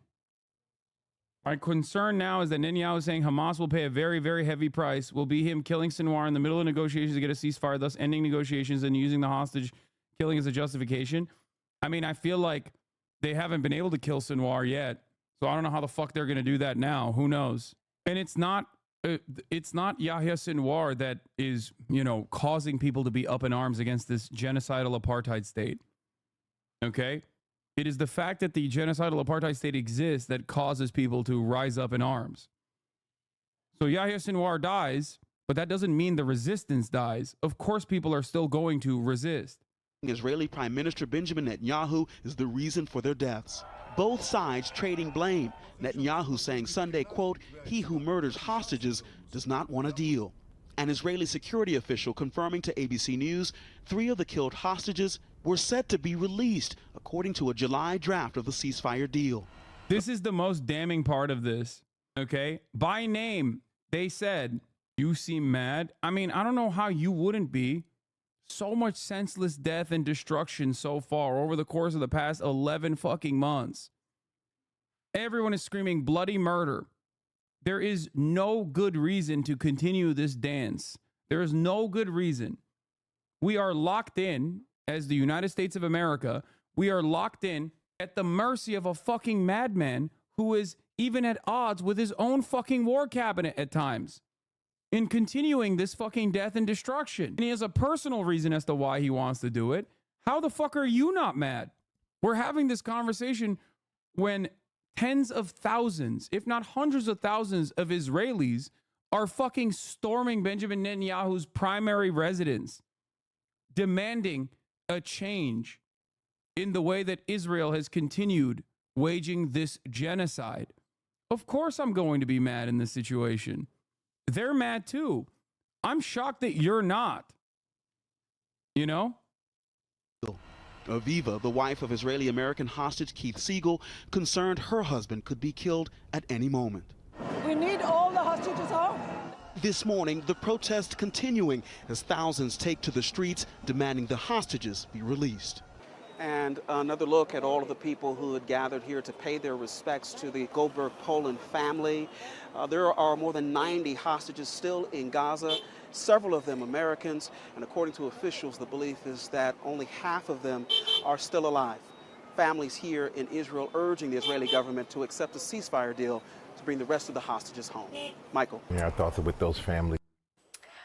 Well, this afternoon, thousands... Israeli court orders end to the general strike in Tel Aviv. To the streets of Tel Aviv, continuing with their protests, blocking the city's main highway. A court in Israel says a general strike currently taking place across the country must now end. Well, from there, our Middle East correspondent Alistair Bunkle has more. For the second day running, protesters have blocked the major highways running through Tel Aviv. Today is a... Let's be real. They're not protesting for Palestinians or see them as human. Yeah, no shit. It doesn't fucking matter, though. You understand that, right? Because guess what, dude? They're protesting so that Israel actually follows through on the current ceasefire deal that is in play. Okay? A ceasefire deal that Hamas has said yes to. And that will stop more Palestinians from being ruthlessly fucking slaughtered. So even if they personally don't give a shit about the humanity of Palestinians, there is a mutual interest here. Okay, so yeah, I'm gonna fucking support the goddamn protests in Israel. Okay, I'm gonna continue supporting it, while also telling you, obviously, that there are plenty of people in those fucking in those crowds that do not give a fuck about Palestinians, do not think that Palestinians are human beings at all. Okay. General strike across Israel, which means public sector workers are out on strike. Business shops, restaurants are closed. Public transport's not running. Ben Gurion Airport has been closed to flights landing and taking off as well. Now, we think that strike is going to end at 6 o'clock this evening. The government is opposing it in court. But whilst that strike is going on today, people are using it as an opportunity to come out again and protest against the government and against Benjamin Netanyahu. Just to give you an idea of where we are, as I said, central Tel Aviv, but right outside the Defense Ministry, which is where the Israeli capital. The goal is economic paralysis within Israel. The first general strike began with the aim of pressuring for a prisoner exchange deal with the support and participation of the Israeli Labor Federation, the Hizdatrut. The strike was initially scheduled for only a few hours during the day, but there are now new discussions to extend it until tomorrow with the addition of new sectors, and it is subject to further renewal depending on the developments of the political discussions and negotiations. Here we will monitor the most important events, updates, and impacts. One of the methods of strike is blocking important roads and preventing movement. Very anti-Semitically, for the record. Baggage conveyors at airports have stopped, and no planes are taking off. Work was expected to resume at 10 a.m., but was postponed until the evening with the possibility of extending until tomorrow. Ben Gurion Airport is completely closed, anti-Semitically, as I might add. Okay? Haifa Port is out of service since this morning, anti-Semitically, as I might add. The strike has affected government offices, banks, and public transport. It was expected to end at 10 a.m., but there are now discussions about extending it. During the discussions about the extension, 2 planes took off for America, but the matter was quickly realized and the airport was closed again with greater firmness. The union has informed the labor court that the strike will be called off at 6 p.m., the closing time for the companies, with discussions of continuing over whether to resume the strike tomorrow as well. The government has filed a case in the labor court to force the union to stop its strike. To begin with, the strike is an important development, but it has not yet gained much momentum. The strike was good today, but if it does not continue tomorrow and the day after, it will be worthless. On the other hand, there's also the National Union, which is considered a parallel union to the Workers' Union, which announced last night that the website had collapsed due to the large number of requests to join from people who are against the strike. The labor court forces the union to end the strike within half an hour from now because the union has no right to interfere in political affairs, and thus the government wins the case. Sheba Hospital also refused to treat wounded Israeli soldiers due to the strike. Holy fuck. Damn, dog, they're doing literal fucking BDS anti-Semitism. Most chatters are missing the point of these protests. It's not like the Israelis are pro-Palestine. It's because they want Bibi to meet their demands and bring the hostages back home. Exactly. Yeah, they're doing BD us. Yeah, exactly. Are we sure these aren't Iran-funded protests? No, they must be, dude. Anyone that protests Israel obviously is funded by Iran. Except I'm Iran, dude. I'm the one funding the protests. You know what I mean? And you're Iran technically because you're funding me at the top of the hour in order to avoid the 3-minute ad break. So I guess we're all Iran. Because at the top of the hour, there's a 3-minute ad break. And if you no longer want to see those ads, all you need to do is subscribe, as you guys know already. And you can do that for $6 or for free with a Twitch Prime. And in that funding mechanism, you all become Iran. We are all Iran. We're all mullahs in our own way. This is an older story, I think, from a couple days prior. Prime Minister has authority to execute the hostages. Gallant Bibi clash at cabinet meeting. The Prime Minister has the authority to bring any decision to a vote, even to execute the hostages, Gallant said, according to one official. Here's the 3-minute ad break now. Dude, I'm Austrian. My country is so cucked when it comes to Israel. Is sad. Brother, you are talking to an American. Okay? There is no country cucked greater than the United States of America. Okay? Like, we are the most cucked. In wartime, right? Netanyahu spends a lot of his time. And I would guess that if the protests are like this now, just coming up to 1 o'clock in the afternoon here, they will only grow as the day wears on. I can see people walking to join it, and the crowds are getting bigger, and they want to bring... No, America's more cucked than Germany, yes. Like, America is more... I mean, I guess Germany also, like, straight up arrests, like, anti-Zionist Jews and shit. But so do we! Germany's a close second. No, actually, we are literally the most cucked because we have the most power. We have the most power in this process. Just from West Jerusalem. Anyway, let's hear what Elon Pape had to say about the strikes. Vast numbers of people still out on the street there, despite the Labour court ordering the end of the strike that was called by the trade union on the basis that it was politically motivated, said the court. How do you interpret that? Aren't all strikes inherently politically motivated? Yes, of course they are. This is just the way that the legal, or those who represent the legal system in Israel are trying to navigate between their full understanding, and they already recognize that Netanyahu has breached almost every law in the book of laws of Israel on the one hand, and the fact that they depend on him to survive in their positions, whether it is the prosecutor, the chief prosecutor, or the legal advisor to the government, and therefore... I'm in the new Philly D Thumbo. Not shocking. What is it about? Is it about the hostage? Is it about the hostages? We'll watch it afterwards. This is just a play. This is a game. This is nothing to do with legality or illegality. This is a balance of power by which, until now at least, the base of Netanyahu, his coalition allies, and himself are still the ones who determine Israeli policies inside Israel and towards the Palestinians in Gaza, in the West Bank, and towards the north, towards South Lebanon. We're talking about pressure now from outside the country. We understand that the United States could be poised to offer a so-called take it or leave it ultimatum to Benjamin Netanyahu that could spell a possible end to U.S. mediation efforts in bringing about a ceasefire. What might that potentially mean for Netanyahu if it happens? Well, again, it's funny how we sort of think that we are hearing some dramatic news where actually we see the repeat of the same news again and again. We were already in this point where the Americans said, what we are proposing now is take it or leave it. And then they came again and said, no, this time we really mean it's take it or leave it. And I'm afraid this is going to be the same. Netanyahu is going to reject the American proposal, whatever it is, because as I said in my early answer, his main strategy is to continue the situation of the war because he believes that's the only way that can ensure his political survival. He doesn't think that the Americans are in any position to really pose danger to his own position in the government because we are 60 days before the election. Brother, Benjamin Netanyahu could be like, Benjamin Netanyahu could put his dick on the fucking table in a Zoom meeting with Joseph Robinette Biden, and Biden would come out the next day and be like, he had a great dick. I'm giving him $20 billion extra, Jack.